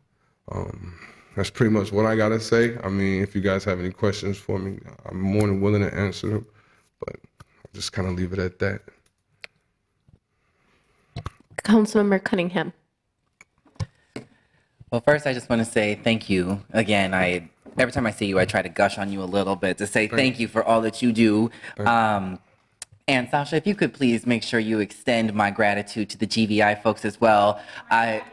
No, I know they had to work, and I was like, I wanted to be patient because I had talked a whole bunch before. So I'll just give everybody my love right now. We as a city are so fortunate to have folks like you who are willing to invest all that time and energy into our folks, because the city is leaving that gap, and community folks are stepping up and doing it even better than the city could do anyway. And so I think what we're seeing is the work is working. And even deeper is that we have real community leaders here with Farji, with Wes, with Ferone, with Queen, with Manu. We have real community leaders that we need to be investing in as well as leaders. And so it made me so excited to hear that you are a director now, because you deserve that, to be recognized at the level of work that you and expertise that you bring to the table. And I think it's really important for us as a city, as policymakers, to see community members who are doing all of this work and moving the dial as our colleagues, as people that we respect, people we invest in, and people that we see. A lot of times, they don't get asked these kind of questions. They don't get the opportunity to say all the things that folks are doing. A lot of the folks who are now getting paid to do it have been doing it for free for years. And it's necessary, I believe, for us as elected officials to think beyond what it means to be city staff, and what does it mean to be serving the community, and what does that look like, because we cannot just take for granted the wonderful, amazing resource of folks like Farji. We cannot take that for granted ever. And so I just want to name that into this space as we look forward and talk about taking the public health approach to public safety. This is it.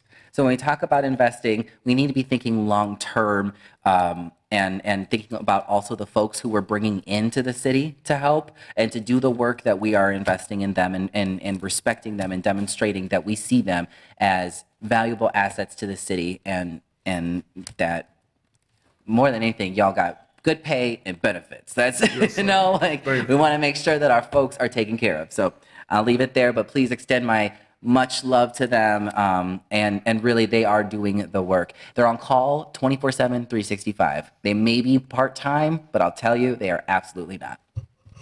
Councilmember Jenkins. Thank you, Chair Cano, and thank you, Farji. Wow, this question is not in any way to be exploitive, but you mentioned Seal Jones and Sylvester Jones and storytelling. I know a lot of his work is around storytelling and healing through the power of storytelling. I'm curious, because you're there, what are some of the reasons why these violent incidents happen? Like outside of a bar, just, is it old feuds? Is it?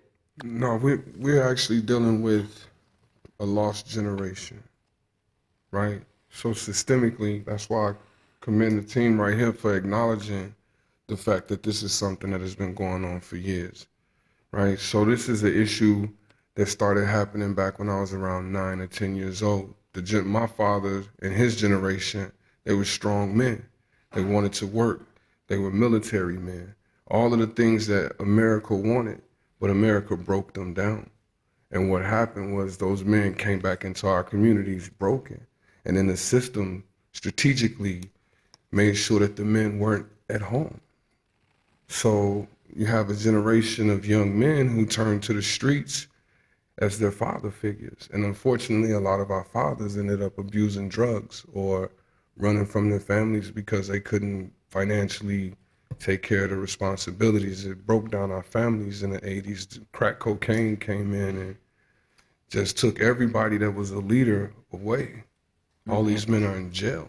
So what it left us with was a bunch of young men raised by their mothers in environments in which the mother's boyfriend might not value the children as much as the children's father, and encourage these young men to start doing things and following behaviors that someone's father would not actually, agree with. And it created this generation of rebellion and emotional young men, in my opinion. When I go home, I speak to my father and all the individuals that he work and that he hangs with, and these are guys that have survived the civil rights era. These are guys that watched Martin Luther King get hit in the back of the head with bricks and playgrounds and things like that. So they're damaged, and then on top of that, they're not able to financially be in a position to take care of themselves. So these young men that are out here have been raised by their mothers, have been raised by their mother's boyfriends who the mom might like, but the man never gave these young people any real guidance, or in fact, they encouraged them to go wrong. And what happened is they became more emotional. So instead of the young men using their intellect as a way for them to solve their issues, they started using their emotions. And that's actually one of the things that I say to my young men all the time. Like, for us to move through this world and actually make it, we have to utilize 85% of our intellect and only 15% of our emotion as men. Like, I tell them, like, that's how you're supposed to solve your problems. You don't solve them with your emotions. You solve them with your intellect. So we're slowly getting there, but that's pretty much what happened. Is just we have a lot of emotional young guys that are broken, that have never really seen strong, hardworking, independent men. And they want to be men, so they have babies and they think that they're men once they have babies, but then they carry on that same ideology. And that's pretty much what we're dealing with. That's why the shooters are getting so much younger, is because their parents are only 33 and they're 13 and 14 years old. And then mom is still going to the nightclub, getting out the nightclub and fighting, and then posting it on Facebook.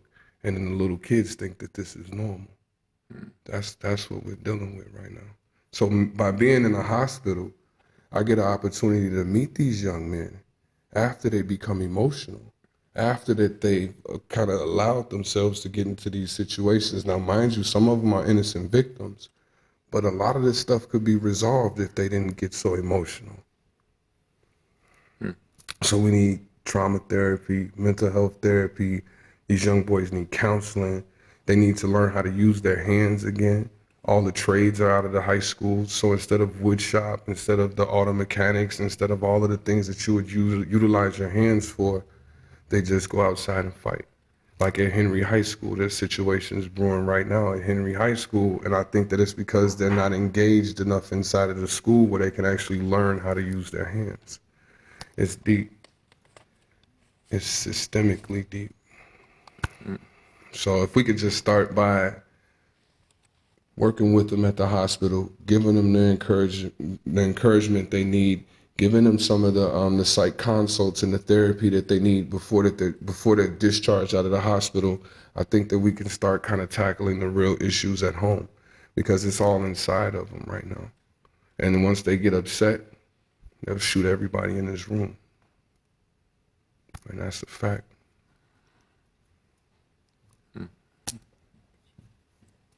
Councilmember Fletcher.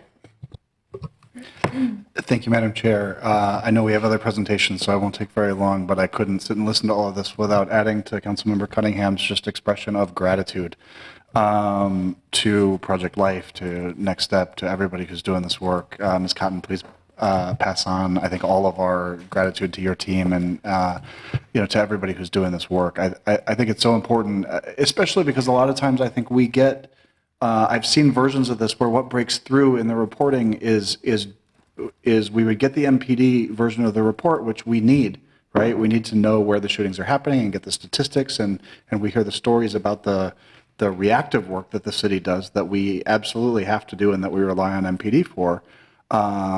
But then it feels like just a cycle that's never going to get broken. And so to hear the stories of people working for our city, people working with our city, people partnering with us who have the courage to say, we're going to disrupt this cycle and we're going to figure it out and we're going to take on the really, really tough, challenging work of jumping headlong into trauma and figuring that out with compassion and courage and love. I just really appreciate the work. So thank you. And please keep letting us know how we can support you in doing this work. Thank you. Okay, I don't see any further questions. Thank you very much for being here. It was an honor to hear about your work, and it's helping us to be inspired to do more supportive work for what we know are the front lines of this issue. So thank you very much. Thank you to Chair. both of you. Thank you, council members. All right, we're ready for the third component of this conversation. Thank you so much for patiently waiting. This is a very important topic for the residents of the city of Minneapolis, and that's why we're taking extensive time to delve into it. Please go ahead, Cheyenne. Yes, thank you. Good afternoon, Chair Cano, council members. My name is Cheyenne Brodeen, and I am the Internal Services Manager with the city's Neighborhood and Community Relations Department. And I am before you today with members from the Northside community who have received funding through the city's Collaborative Safety Strategies program. They're here to share their program and how their projects can connect to the overall discussion on gun violence today. So just briefly, the Collaborative Safety Strategies program is intended to fund ideas brought forward by community members that support making their community safer. A total of $350,000 was available for 2018 in 4 communities in Minneapolis: the Penn Avenue community, the Broadway community, the Little Earth community, and the Lake Street community. And today we're joined by the Northside projects. These projects, I think from hearing the discussion today, you'll see how their work really fits and fits in with the discussion and continues the work in really engaging with members of the community to prevent violence from occurring, and also to interrupt and deter violence from occurring through different events in the community. But I know members that are here today sat through the presentation and do have to get on to other things, so I will introduce each of them as they come up. And we will start with the Athleadership 2.0 program with Mike Shelton, who is the Executive Director of the Heritage Youth Sports Foundation, and Jane Barish, who is the Executive Director of the Continuum Center. Good afternoon, Council. Again, my name is Mike Shelton. I'm an Executive Director for Heritage Youth Sports Foundation, and I'm pretty sure you're like, how's this sports stuff gonna, help with gun violence? But Heritage is brought up into 2 components. We deal with obviously sports camps, clinics, and tournaments, but then we also have a youth leadership portion of it. And what that does is we teach the more than just sports. Sports is the way we get the kids in there, and that's the way we impact our community. I think the way our program helps with the gun violence is that we kind of tackle it on a early age. We work with very young youth, but then also we deal with the mentality change as well. And I'm gonna let Jane get more into that. But again, appreciate you guys for letting us be down here. Thank you very much for your time and support. So Athleadership is a program that is built off of something that was instituted at North High starting in 2013-14, where a specific program that's about developing vision, focus, and mindset was introduced to the North High basketball team when they were in last place, when the school had only 165 students. And it is a program that does develop a lot of internal skills and attitudinal shifts that ended up not only helping the boys go from worst to first to state champions, but also helped the boys go to a team that had a 95% graduation rate and 75 to 80% of the boys on the A and B honor roll. So it gets in and changes a mindset and gives them tools to actually change physiologically. And this curriculum, Discovery of Self, having worked with Varsity Coach and then with Mike, we then translated that into something called Athleadership that used the boys because everybody looks up to athletes as role models. And we thought we got very potent agents of change if you can get them in high school and get the ones that everybody looks up to start teaching younger kids. So we started off with just 5 North High athletes in 2016, working with 70 youth ages 4 to 14. And we did that the second year, it expanded, and then we heard about this grant that if we could do a new body of work within Athleadership, then we would be eligible for the funding. So we added new components to Athleadership, which involved the boys taking on more of a leadership role. We're not just where they were just not teaching, they were not just teaching youth the elements of this Discovery of Self curriculum, but they were teaching their peers, and that we were then hosting public programs that were also inviting the community to North Minneapolis and using these boys as spokespeople of change. So we this year had 13 athletes from Patrick Henry and North High work with over 170 youth and peers. Over 5 weeks, they impacted that many kids. And you can see from the booklet you have the impact statements where one of the kids in 9th grade said that if it wasn't for Athleadership, he'd be out on the streets getting into trouble. On the back, there's someone who's now in college saying that because of the program, he, after engaging in it, was 2 years consecutively on the B Honor Roll and 2 years consecutively in athletics, all division and all conference. Odell Wilson, who couldn't stay because this went longer than we thought, has 2 sons at North High and is a supervisor of probation officers. So he knows the criminal justice system. He knows they live in North Minneapolis, and he can also vouch for the fact that out of the whole school, the boys' basketball team outperformed everybody academically and in graduation rates, and has become kind of a collaborator, partner in trying to introduce more of this programmatic element. So we have a combination of a curriculum, and I do want to speak also to this idea of narrative, the narrative approach. And I just want to say that somebody's story about themselves and about reality is incredibly powerful and predictive of decisions they're going to make and a path they're going to go. And what we do is introduce a very new view based on science, based on cultural teachings, that challenges their view of what reality is and challenges their assumptions about who they are and what they're capable of. So this program is about, you've heard, we only use 5 or 10% of our brain-mind capacity, and this is about how do you access more. And they are all now, in high school and now in college, able to articulate how you develop more of who you are to impact change in your own life and in the life of your community. And they grow, these boys, by teaching others. Many will say, I never saw myself as a role model.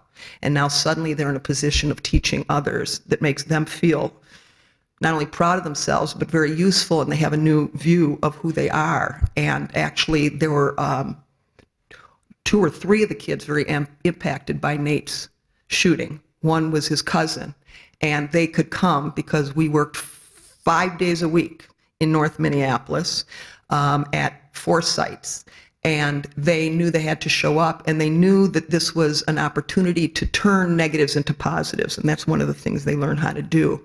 And one of our events that you'll see, there's a little flyer in there, was a t-shirt tie-dye party, and we called it Peace to Tie-Dye For. And it invited people from all over to come and tie-dye t-shirts that had on the back, if you want peace, make it. And part of what they've learned in their, programming, new programming, was that you can turn any negative into a positive if you've got the right mindset and understand how to kind of, leverage yourself in a new direction. So these boys who would have been overwhelmed and with a desire for revenge, realize that, you know what, you always have a choice.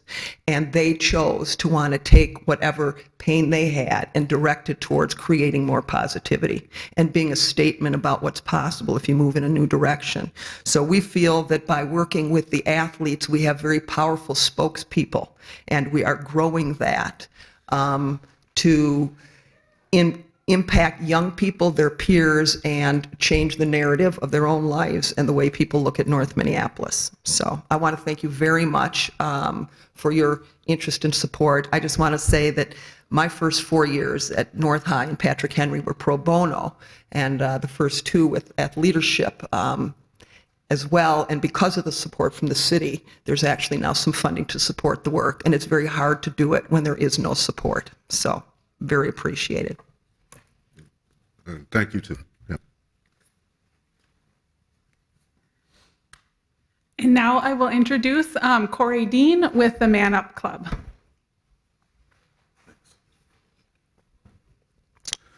Good afternoon, council members. My name is Corey Dean. I am the founder and the executive director of the Man Up Club. The Man Up Club started 5 years ago in North St. Paul High School. I was a student advocate for 500 African American students. And as a result of being a student advocate, I designed a program based on the needs of the students that I thought faced the most challenges, which turned out to be African American males. We've been operating our program for the past 5 years. The last 2 years, we've been in North Minneapolis. The program initially started as an after-school program that was just based on a stipend for me as a student advocate and being able to provide services for young men, meeting with them. After that, I saw a greater need within the community with these young men, and so therefore we developed the 501c3 and developed the Man Up Club as a nonprofit organization. Our goal in the Man Up Club is we do several things. One of the things that we do is we teach life skills. Social skills and academic discipline, as well as civic responsibility.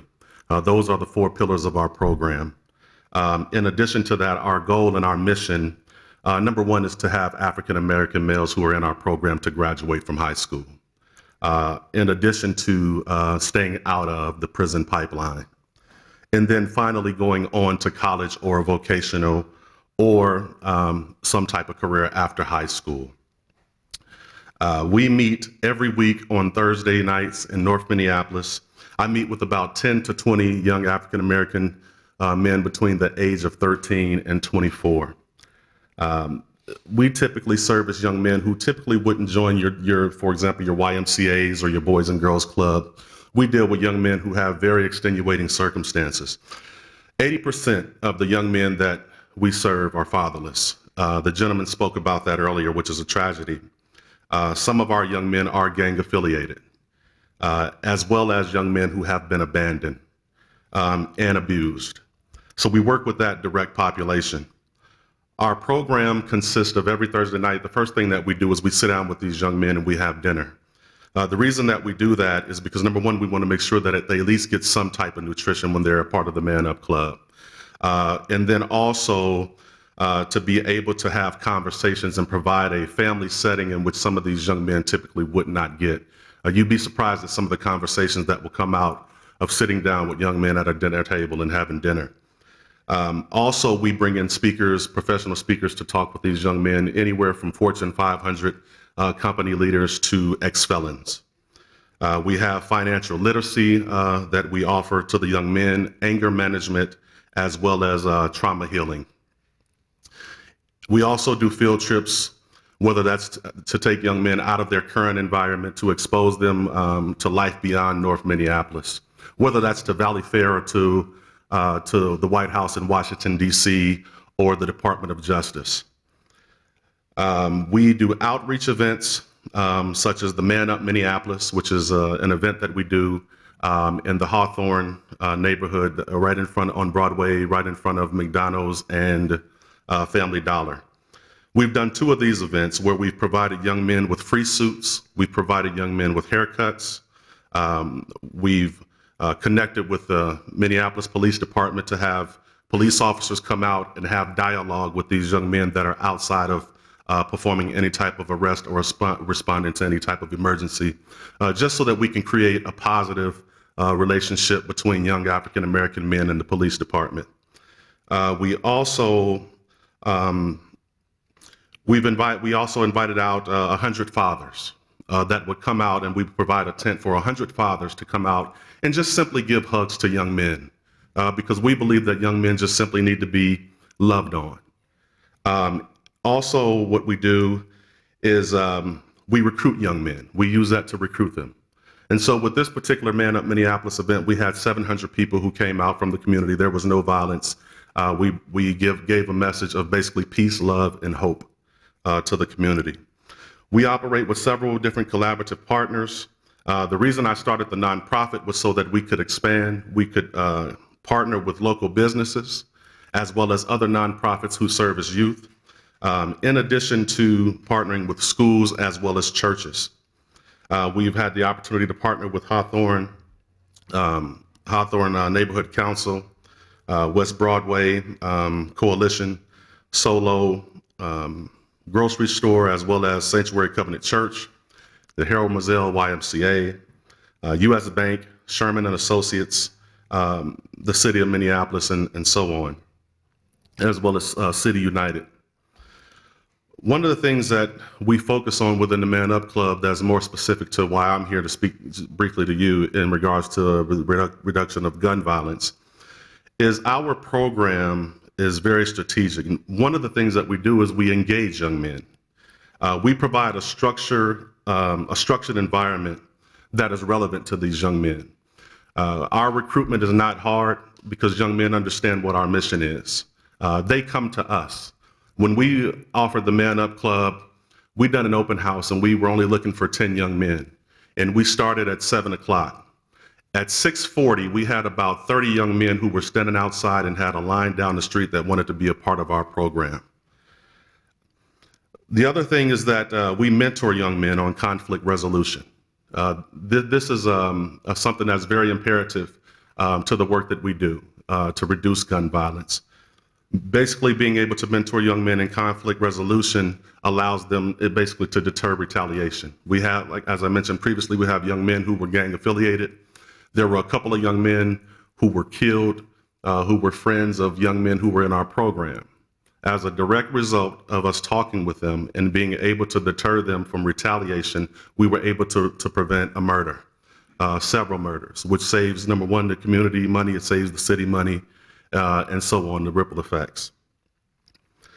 We also, the process of reducing gun violence is we allow the young men to process their grief as well as their pain through coping mechanisms. We use it as a coping mechanism.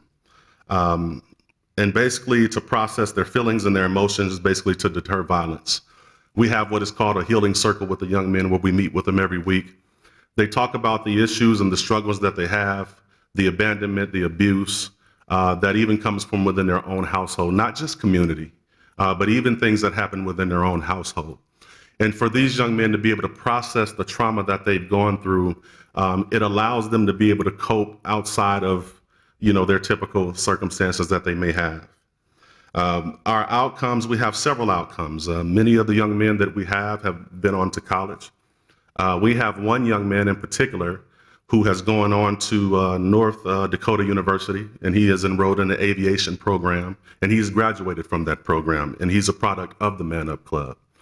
There is also another young man who attended a HBCU, Historical Black College, at Bethune-Cookman, who just recently graduated and came back and spoke to our other young men within the program, and he majored in computer information systems. There's a young man that came through our program who's also currently a manager at U.S. Bank. And another young man we have who is currently attending Liberty University, who just left this fall, who's a National Honor Student, as well as a Division I basketball player. So the work that we do within the Man Up Club is very significant.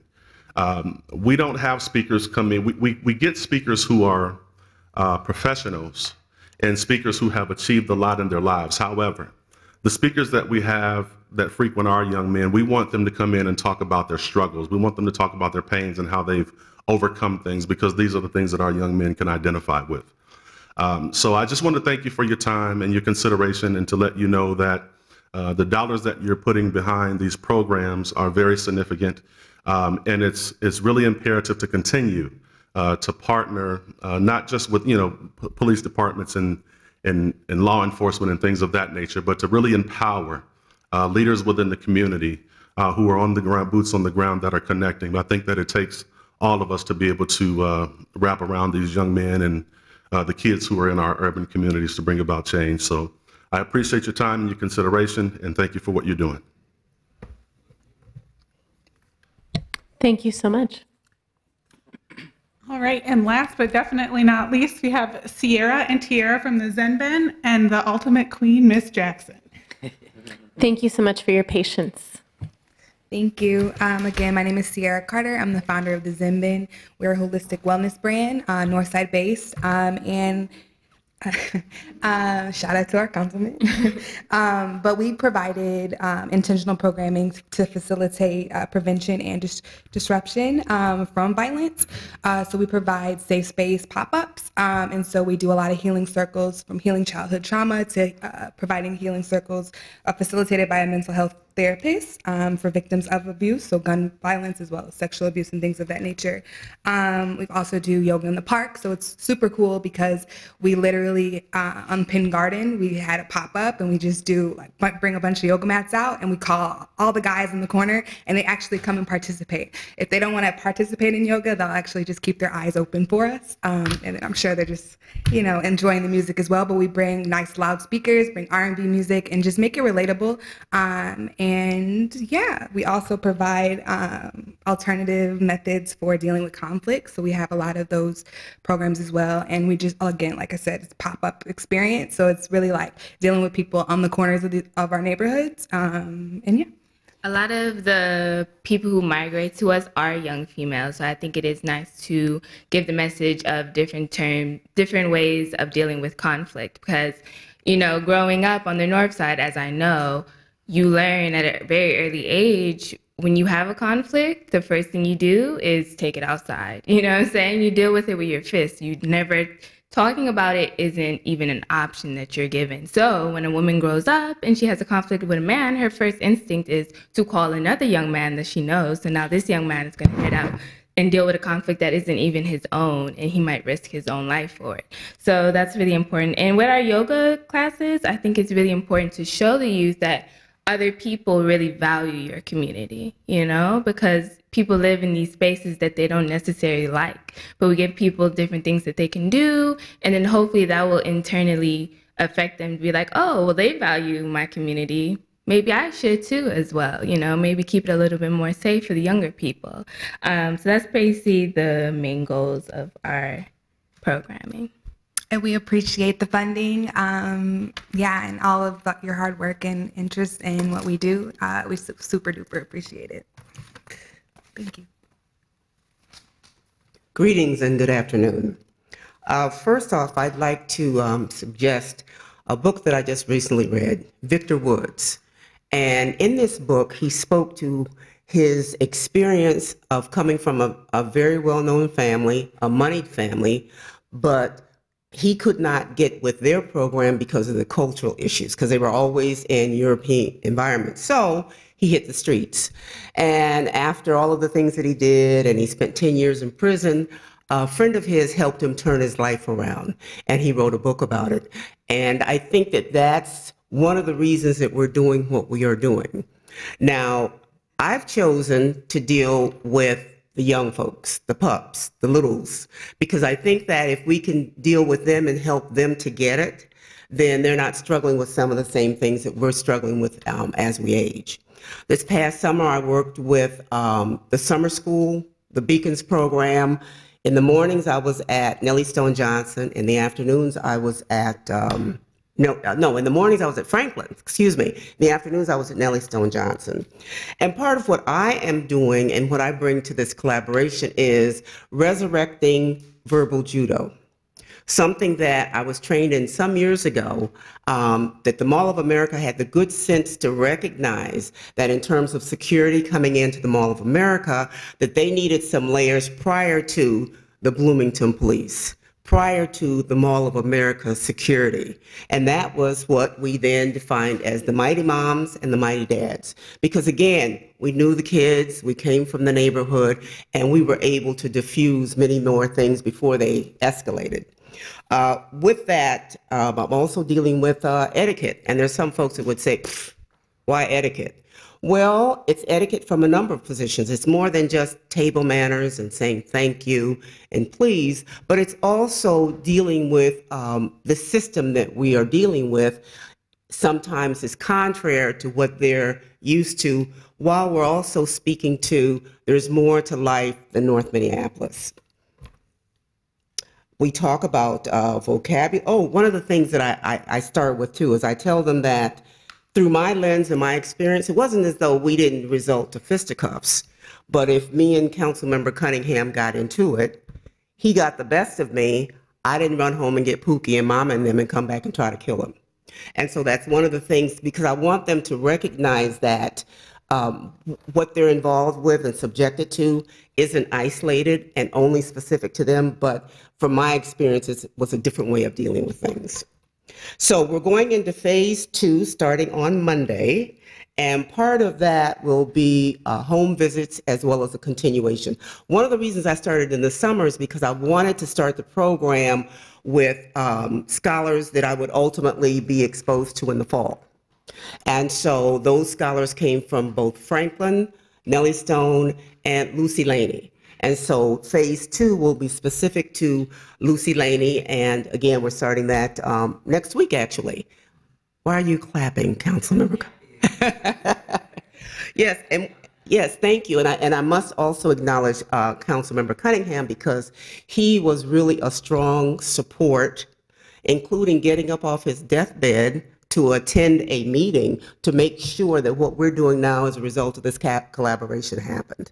And furthermore, I think that if in fact these situations happen more from a collaborative perspective in the beginning, I think that the work that we're doing would be a lot more meaningful in terms of the pre-meetings and bringing everybody to the table. And then those were the people that subsequently then wrote the final proposals. So with that, I thank you for your time, and I really would encourage you to read Victor Woods.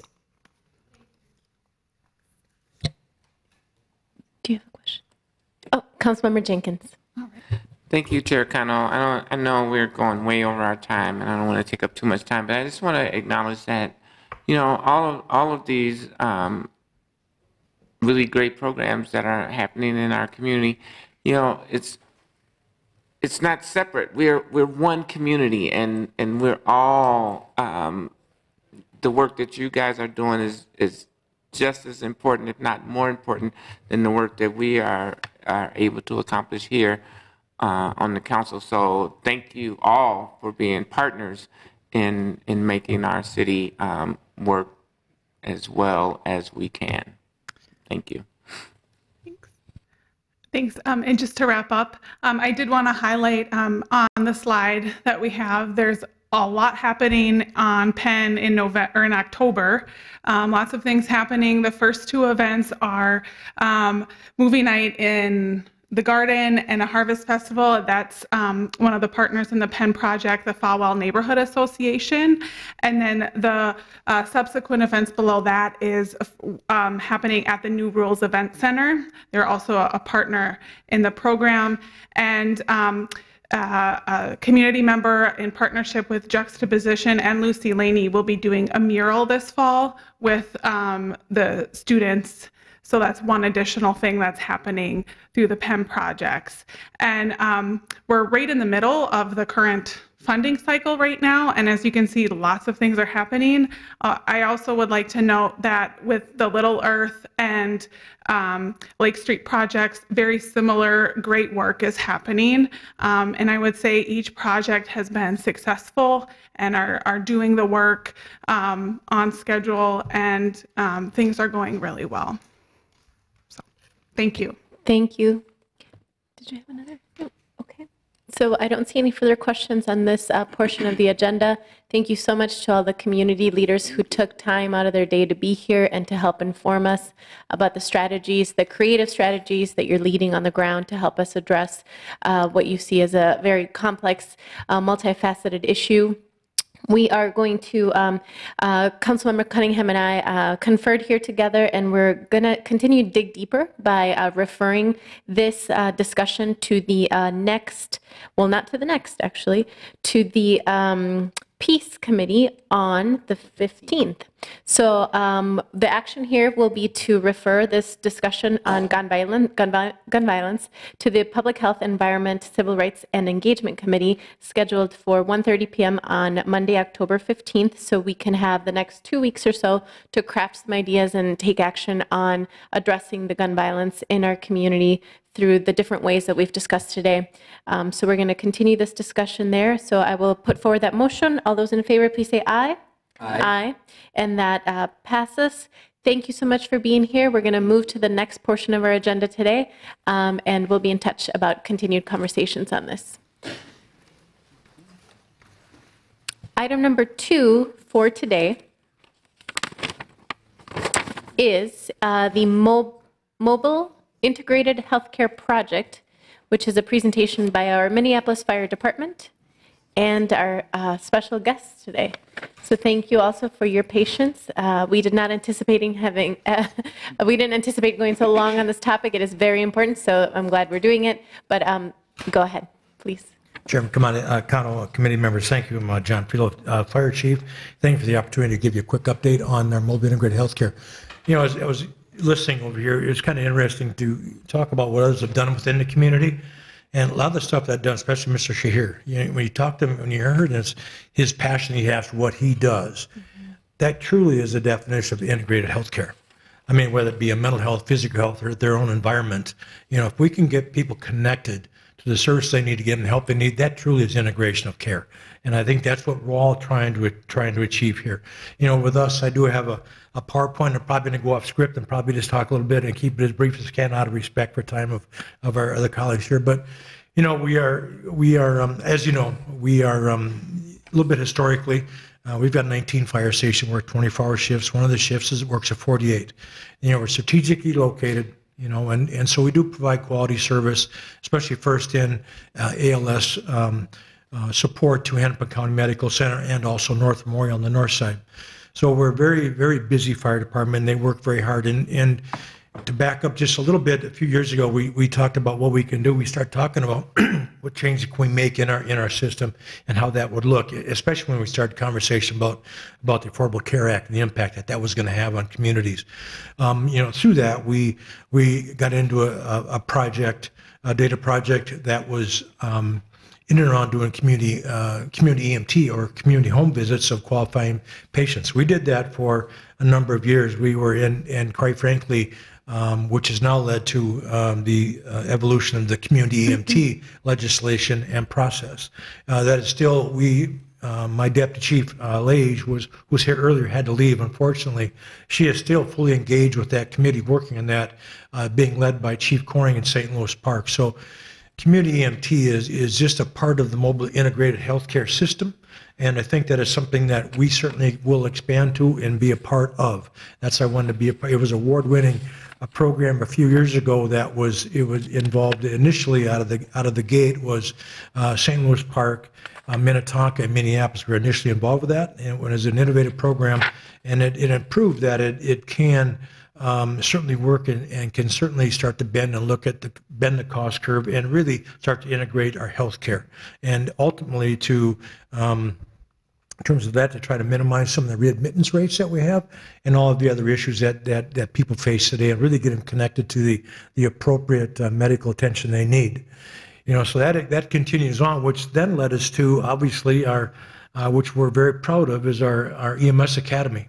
You know, now we take young adults within the inner city and give them an opportunity to look and explore possibly a career in the fire service and or emerge as EMTs, or possibly a career in paramedicine, or they may choose. We are going to, I'm probably going to say we're going to graduate another class tonight at 6 o'clock, another class of 22. Of the class that we've graduated, we have got, I believe, 21 that are now firefighters on the Minneapolis Fire Department. So it was a great audience here because I had a chance to recruit a little bit, and I talked to some of the people that are out, and I got to say, hey, I think we can connect. And so there are just all kinds of things that we're working on to make us better, to really connect people to the right issues that we need to do, and which leads us to, and now as community EMT really starts to grow, and that has evolved, and it looks to me like in discussions I had today to get an update on where that stands, they've gone a long ways to identify the process and finalize the process, and us being able to, if we do a scheduled visit of a patient, that we will be there. Also, not only are we going to help and truly identify the medical or the needs that patient probably has, but there will be some identified reimbursement process for the department. So it's something that a lot of departments are involved with. We all want to get engaged in. And I think they will as it moves forward. So that's very, very exciting for us. Also, along with that, we're going to continue our support of certainly of and discussions with Hennepin County Medical Center on the next evolution of what that looks like. Not only the community EMT and doing some work within patients that are in their system, but also working on and looking at how we may evolve in how our EMS model and how our may look different in the future. We are going to continue that. Chief Lynch was unable to be here with us today. So I regret that she's not here with us today, but I do know that we are going to continue those discussions. I think are very positive discussions about how that's going to look and how integrated healthcare, and especially mobile integrated healthcare, is going to look, and how a response model can change for us. As we all know, there's a lot of expense in the model that we have now, sending fire trucks, and I've talked about that on a lot of our responses. So I think when we start looking at overall this approach to this, we're going to look at some immediate savings that I think we're going to realize probably prior to us seeing the actual revenue generation. I think we're initially going to see actual savings as this starts to evolve. Now, when you look at community EMT, and I listened to some other presenters today, talk about how their program started 2 years ago. I started talking about community EMT. We started talking about this 3 or 4 years ago, and it's just now getting here. So we are in the process of evolution. I think that is going to continue. And I just want to let committee members know that I'll be willing to come back at any time as we move forward with these processes, and we identify what these data projects will look like, to come back and report and see how they're going, and see what kind of process and not process, but progress we're making, and with in a little more detail.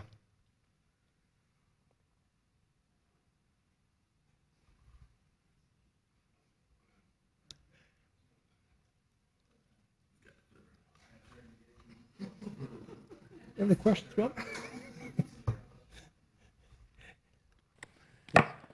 Councilmember Jenkins. Thank you, Councilmember Fletcher. I don't necessarily have a question, but I just want to comment that I'm very much looking forward to joining you guys this evening at the EMT graduation. I'm really happy to celebrate with Ward 8 resident who is graduating this evening, but all of the graduates, and just commend you guys on this great program. So thank you. Really appreciate that. Yeah, thank and I'll pass it on to staff. Absolutely. So I'll put myself in queue to thank you for presenting. This is obviously something we've been talking about and spending some time on, and I think it's really exciting. I know this meeting ran a little long, and we're maybe not giving this the full attention that it deserves today. I think it speaks very well of our city that when you ask the question, what are we doing about gun violence, the answer is more than 2 hours long, but I don't think any of us quite understood that coming into the meeting. But I do just want to say, and to give our colleagues a little bit of a preview, Councilmember Cunningham and I have introduced a notice of intent on an ordinance that does something fairly simple, but it's sort of enabling for the work being contemplated here in terms of mobile health integration. To when we went back and looked, when we heard Chief Friedel talking about some of his ideas around how do we make more appropriate responses, we went back and looked at the ordinance, and it actually doesn't reference authorizing anything related to a medical response. or in fact some of the rescue functions that we obviously all, if you asked who does that in the city, we would definitely say the fire department, but our ordinance doesn't say that. So we're catching it up to make sure that that you're fully authorized to move forward with this kind of a pilot, because I think the work that you're contemplating is very important. I also just want to recognize the critical importance of the firefighters who are doing this work every day, and name the growth trajectory that we are on in terms of really looking at our population growing and needing our fire services to keep up with that. Yes. And we know that in many places people are feeling overworked, that we have more calls than we should reasonably asking people to handle. And so if there are ways that we can respond more appropriately as we think about medical response, I think that's very important. And I'm really glad that we've had Local 82 at the table. I want to recognize that Mark Lakoski is here from Local 82, and appreciate the partnership that we all have in progress. So with that, I'll turn to my colleagues. Were there any other questions on this presentation? Seeing none. Yeah. Councilmember Cunningham. Thank you. Just as a quick note, as the co-author on this ordinance change and having worked with you on this, and I'm just so grateful for your leadership. This was something that I have supported for quite some time and really wanted to support you and the team to be able to make that come to life, and I'm really excited to see it happening. So thank you for your leadership. Thank you all for your leadership, and I look forward to it. Thank you. All right, sounds great. So that is a receive and file. All those in favor, please say aye. Aye. Aye. Thank you. Thank you. Sir. All right, we're going down to our last and third item, which is, it's item number 7 on the agenda. And this is a report from the Office of Police Conduct Review on their annual report. So thank you so much, Director Imani Jafar, for patiently waiting here for us, and for your team as well. Ms. Corbell, thank you so much for being here. I appreciate it. I know this is taking a while, so take it away. Thank you, Chair Cano. We appreciate the opportunity to come present to you always. Chair Cano, Public Safety Committee members, my name is Imani Jafar. I'm the Director of the Office of Police Conduct Review, and we are going to be going through just kind of the brief highlights from our annual report.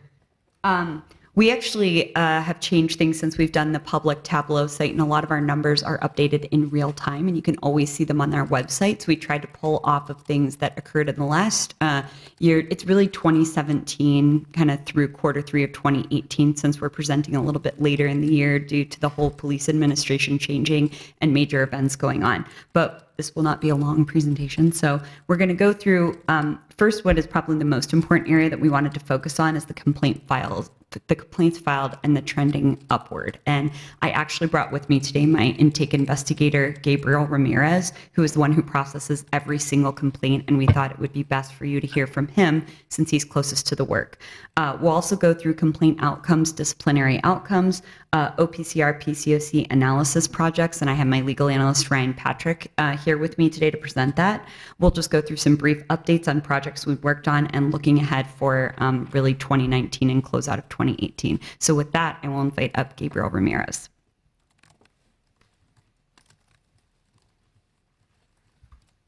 Thank you, Director Jafar. Chair Cano, council members, good afternoon. Bear with me. I know it's been a pretty long day for you, but I'll try to get through this as concisely as I possibly can. Again, my name is Gabriel Ramirez, and I'm the intake investigator for the Office of Police Conduct Review. And I'm here today to talk to you about the tremendous increase in number of complaints received by our office and the corollary impact on complaint processing. Before we dive into the numbers, just a little bit about what I do. I have 3 primary duties. One is to conduct outreach. I've been to many community events. I've been to some of Chair Cano's forums, for instance, and other forums. I've been to other community meetings and even appeared on the radio to talk to individuals about how to file complaints with our office and how those complaints are processed. So that's one feature of what I do. Another is that I assist people with filing complaints. But perhaps the most important job duty that I have, aside from that, is that I gather information in relation to the complaints, everything from police reports, dispatch logs, to body cam video.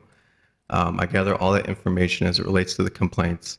I then present it to the joint supervisors so that they can make a decision about the disposition of those complaints. One little note about evidence gathering or gathering this information as it pertains to the complaints is that we are watching a lot, and not just myself, but like our office is watching a lot of body cam video. I'll explain later in my portion of the presentation essentially how that's affecting complaint processing.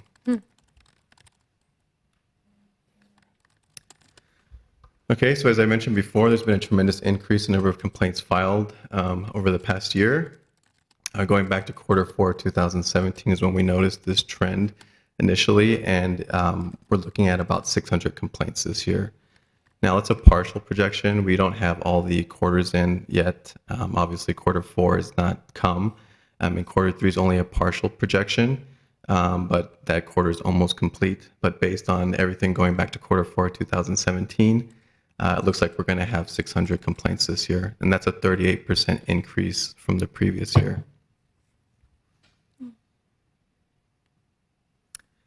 Here's a kind of broader overview of this increase. As you can see, 2014, 2015, there was a decrease in number of complaints received, and there was a small increase in 2016.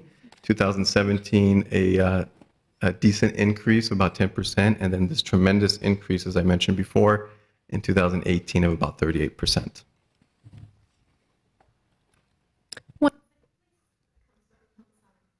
Councilmember Palmisano. Thank you, Madam Chair.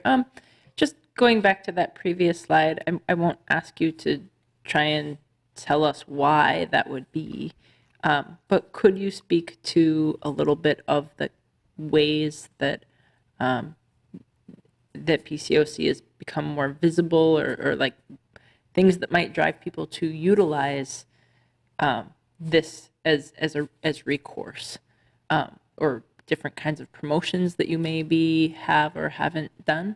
I'm just looking for the context around things that could have made these things happen. If you will, council member, I do have a small portion at the end of my presentation that directly addresses some observations about why that increase might occur. So I can absolutely wait for okay, that. thank you. So again, just kind of break these numbers down a little bit further. Complaints by quarter is what we're going to kind of focus on a little bit here in this particular slide. And just a little bit about this slide, just so no one's confused. It's basically quarters grouped together, going back more or less about 5 years. You'll see the most recent quarter, let's say Q1s, for instance. You'll see the most recent quarter on the far right-hand side. So for Q1 of 2018, we received 131 complaints. To the left of that is the preceding quarter, in which we only received about 63. And so I'm going to kind of break those numbers down a little bit more further. Another note, only those bars that are completely filled in are ones in which we have complete case numbers for. Obviously, Q3 is not over yet, so it's just a partial projection. We still have, I believe we received about 130 complaints for that quarter. Q4 2018 hasn't happened yet, so that that bar on the far right-hand side is just a projection based on previous increases. So if these increases continue, we're looking at 151 complaints for Q4 of this year. Okay, I'll begin with Q4 of 2017. That's when we first noticed this trend. We received 127 complaints. That's that yellow bar I forgot to mention that you see highlighted here. We received 127 complaints in that quarter in comparison to the previous quarter of only 86. Q1 of this year, 131 complaints against 63 from the preceding year. Q2, 178 against 102 from the preceding year. I forgot to mention that in Q1, that was actually a doubling in number of complaints received, if you noticed that. Also, Q2 of this year is actually the highest number of complaints we've ever received, which means I'm very busy. So we have that quarter, which was extremely high. I also want to point out that this is showing that there's a trend of these tremendous increases from quarter to quarter. So it's not just an anomaly, not just one quarter, but it's very consistent. See that again in quarter three. Like I said before, we have about 130. Technically, it's still, we've kind of projected what that will eventually look like after this month's over. We're thinking about 135. And again, we received only 93 the year before.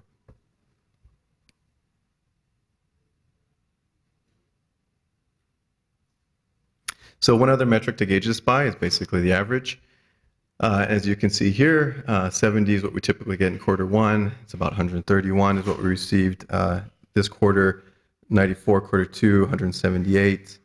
104 for quarter three is the average. 135 is what we're thinking we'll get. And 130 is what we already have. 95 for quarter four is the average, and projections look like we'll get 151. So now that I've established that there's been these tremendous increases that have occurred over the past year, what's the effect on complaint processing, for instance? And I believe the next slide shows this pretty well.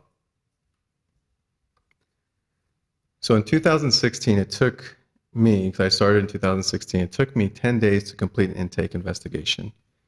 By 2017, there was a decent increased number of complaints received. It has now increased twofold. By 2018, the time it takes me to gather all that information, as I mentioned before, is now sixfold of what it was back in 2016. Now, it's very easy to point to the increase and think it's solely attributable to the complaint increases themselves, which is definitely an important factor. As I mentioned before, I think an even more important, or just as important factor is the introduction, the implementation, and greater usage of body camera. So if you look at 2016, there was a rollout done at all the precincts by the end of that year. And the intake investigation, the time it took to do an intake investigation only took 10 days. By 2017, we have already had the complete rollout in 2016. And now complaint processing at the intake level is twice that what it took in 2016. In 2018, I believe that MPD audits to ensure greater usage of body cam footage has made, and studies have shown, done by the Minneapolis Police Department, there is an increased usage of body camera, and so that has also a corollary effect in that complaints also have more video attached to them. And so I think that's also an explanation as to why intake investigation is now sixfold what it was in 2016. I also forgot to mention that it's not just at the intake phase that we're seeing this kind of impact.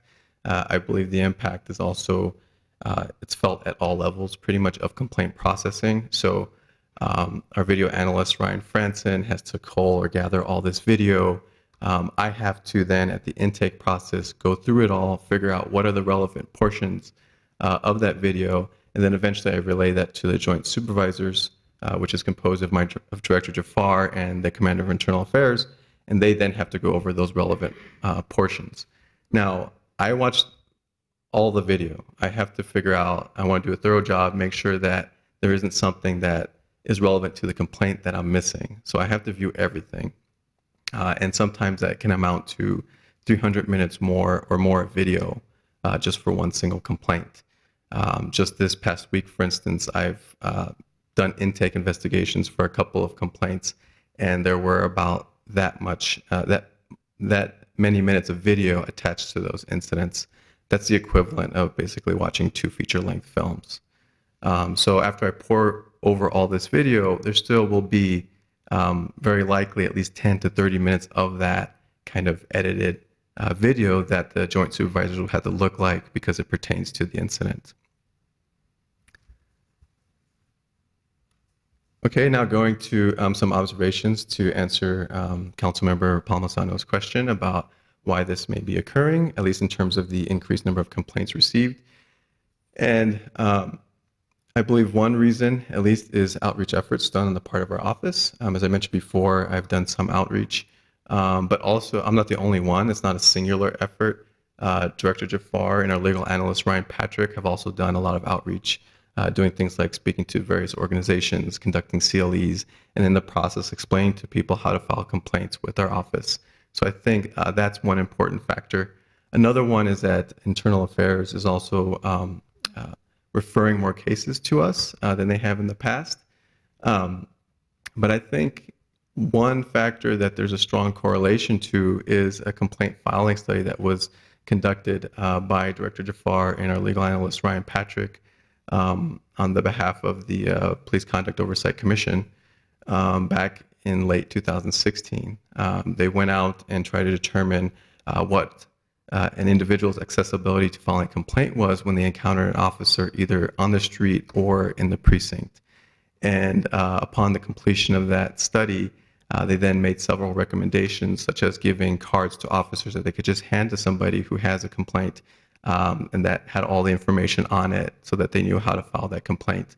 And they also recommended that these notification forms be created whereupon somebody who went into a precinct and had an issue, that the desk officer would then have to create a form that then would be referred to the Office of Police Conduct Review, and so long as it's specified so in the complaint, we would contact that complainant. And so those recommendations were finally implemented in early 2017, and that's when we see a pretty strong increase in the number of complaints received. And then 2018, of course, appears to be the year that we'll receive the most. So that concludes my presentation. Director Jafar will now talk to you about outcomes for office. Thank you. Thank you. Thank you, Mr. Ramirez. So I'm going to just kind of try and go through these a little bit more quickly. They all are on our website, just to go through some of the numbers for coaching. I think what you'll see with coaching, which if you're not familiar with it, which I believe most of you are, it's basically a situation where there's lower level violations. Police violations range in their policy and procedure manual from A to D. A is the lowest. These are intended for lower level violations. We have to then sit with your supervisor. You have to get re-educated on the policy, look at what you did in the incident that was wrong, and then try and see how you could do it better. So it's a very effective tool. The coaching study that we ran this year showed that there's a very low recidivism rate after an officer goes through that on lower level. So here you can see, this is the projection. I think it might be a little bit more, but these are documents that are sent out to the precincts for coaching. These ones are the timelines. They've been fairly consistent from going back to the precincts and internal affairs, and our office do trainings periodically and reminders about returning your coaching documents on time. Here's the outcomes. There probably may be more here, but the precincts get to determine if there was a violation or not and then coach, but the documents come back to our office for review. So we review every single one and make sure it's done properly. When it is not, we send it back out. And then that document has to be redone to our approval, or otherwise we'll kind of keep monitoring the situation until the officer is properly re-educated on the policy. The outcomes this year for the review panel, which is the panel of 2 lieutenants and 2 civilians appointed by the city council and mayor to review cases, is as follows. And we have the numbers here from Q3 2017 through Q3 2018. 13 cases have been reviewed. I would like to note that the Super Bowl really slowed down the case review. Officers were unavailable for about a couple of months during that time. And so we were, the cases are all in queue to be reviewed, but it's sort of behind in the process because of their unavailability. So of the 13, we had 1 split decision, 12 merit decisions, 11 no merit decisions. Each case has individual allegations, and that's why the decisions don't match up to the number of cases. So one case might have 4 allegations like that. There are 27 cases pending to be reviewed. For discipline, there has been 3 cases closed in the Q3 to Q3 bracket, 1 coached, 1 suspended, 1 letter of reprimand.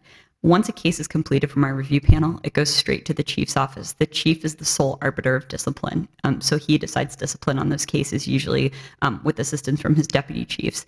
There are 13 cases in the chief's office right now that are awaiting discipline. So because the chief's office is in charge of that, if you had further questions about those cases, you could direct those questions to the chief's office.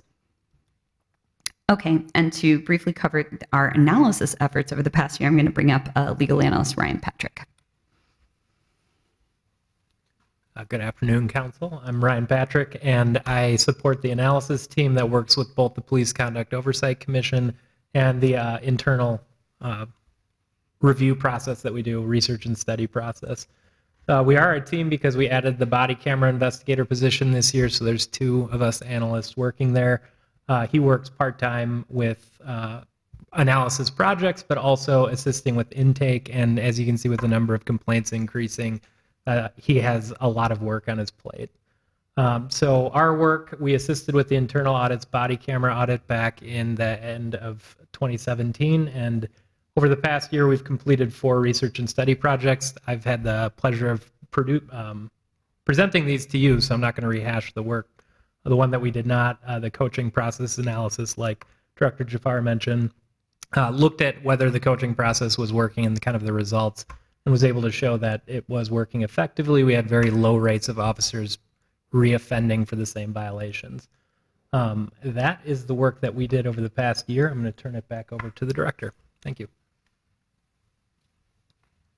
All right, so we're just going to go through some updates on the projects that we did work on. Mr. Ramirez mentioned the complaint filing, and actually implementing those improvements has had, I think, what is a positive impact, but it definitely has been some growth for the office.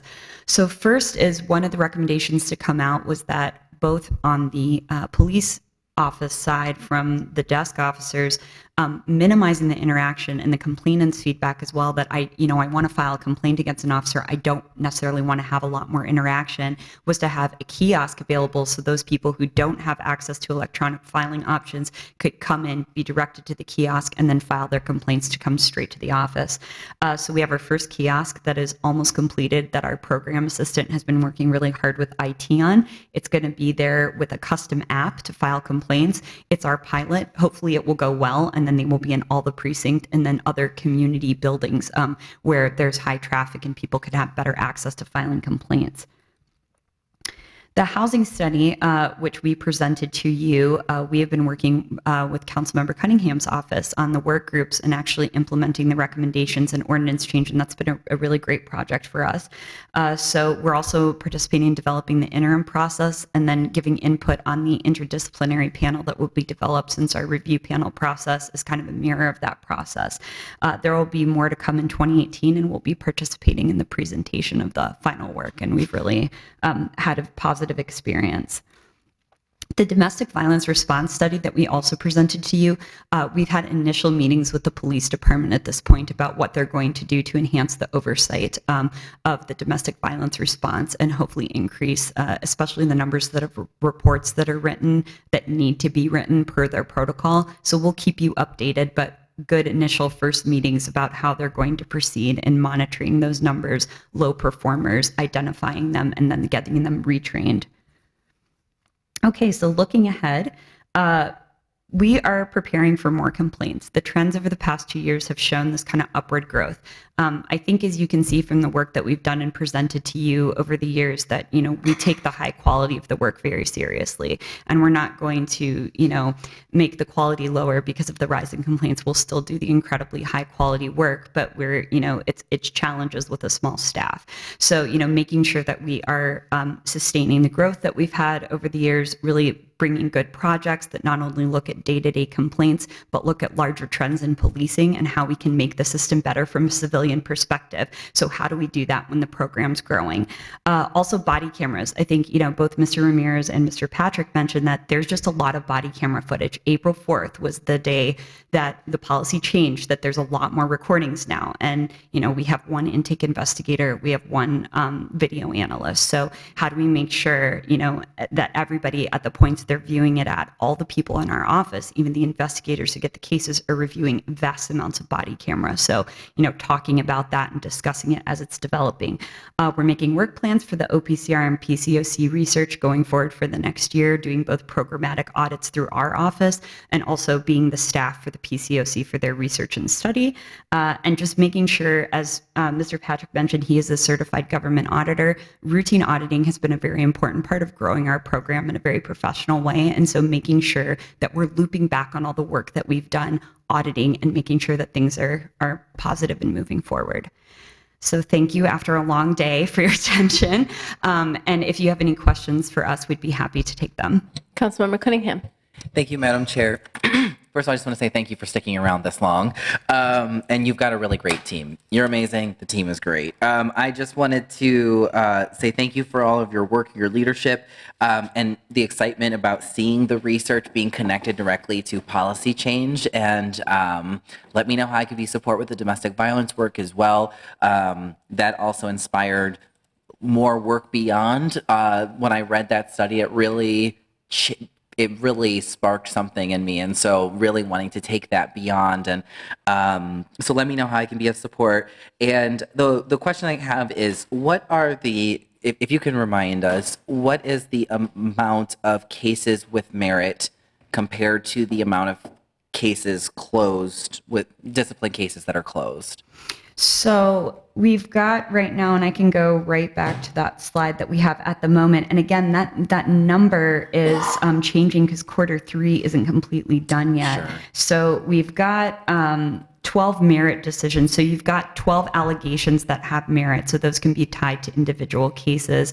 But right now we've got 3 cases closed. So there's cases outstanding there that need to be decided that have merit allegations tied to them. Now, as you know, the chief is free to deviate from the merit decision with an explanation. Yeah. So they may not, but usually that is not the case. It's the merit decision is taken and then discipline is implemented as a result.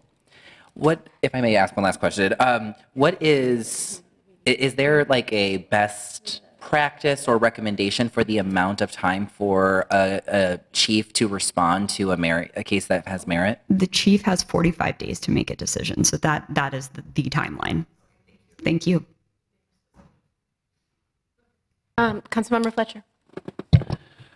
Just real quick, I was interested in the comments about body camera footage being both valuable and time consuming, and I think I want to just make sure that we're thinking about weighing those two things, right? Because it's obviously a much bigger time commitment to go through evidence when you have all of this media available, and I want to make sure that it's worth it. So are we finding that we are getting more clarity for making that time commitment and that commitment of resources? Is it kind of worth the investment on the investigative end? Chair Cano, Councilmember Fletcher, I would say yes. I can tell you from having started with the office, and I was a criminal defense attorney before I came here with no body camera, and that developed in the time that I was here. It went from a discussion about did something happen to a case, complainant says one thing, officer says another, and then we're kind of stuck in the middle, right? The body camera gives you a lot more clarity about a situation, and it's actually much easier to make a decision about this should go to investigation, this should be dismissed, and I think there's just a lot more transparency. So I absolutely do think it's worth it. For the auditing purposes, sometimes you see things on body camera that you didn't expect, and that can lead to really positive change and work. So I do think that develops as well, but I absolutely do think it's worth it. But I think in moving forward, whether it's us or the police department, I think that time commitment to watch it needs to be taken into account. Thank you. Did you have a question? Councilmember Jenkins.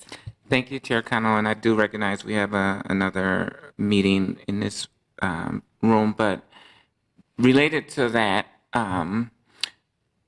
are body cam analysts or reviewers bringing cases based on reviewing that footage, or is it simply complaint driven? Chair Cano, Council Member Jenkins, they can certainly bring it to our attention, and we can always open a case as joint supervisors. That is always an option. So sometimes it's not even just our analysts. In internal affairs, they do something called a force review. So if they're watching a body camera, something looks bad, they refer it to us, and then we open it as the complainants, myself and the Commander of Internal Affairs. So it actually is very helpful. A lot of it is complaint driven, but we certainly have the ability, if something's spotted that looks unusual or wrong, to open our own complaints. Okay, do we have any more questions?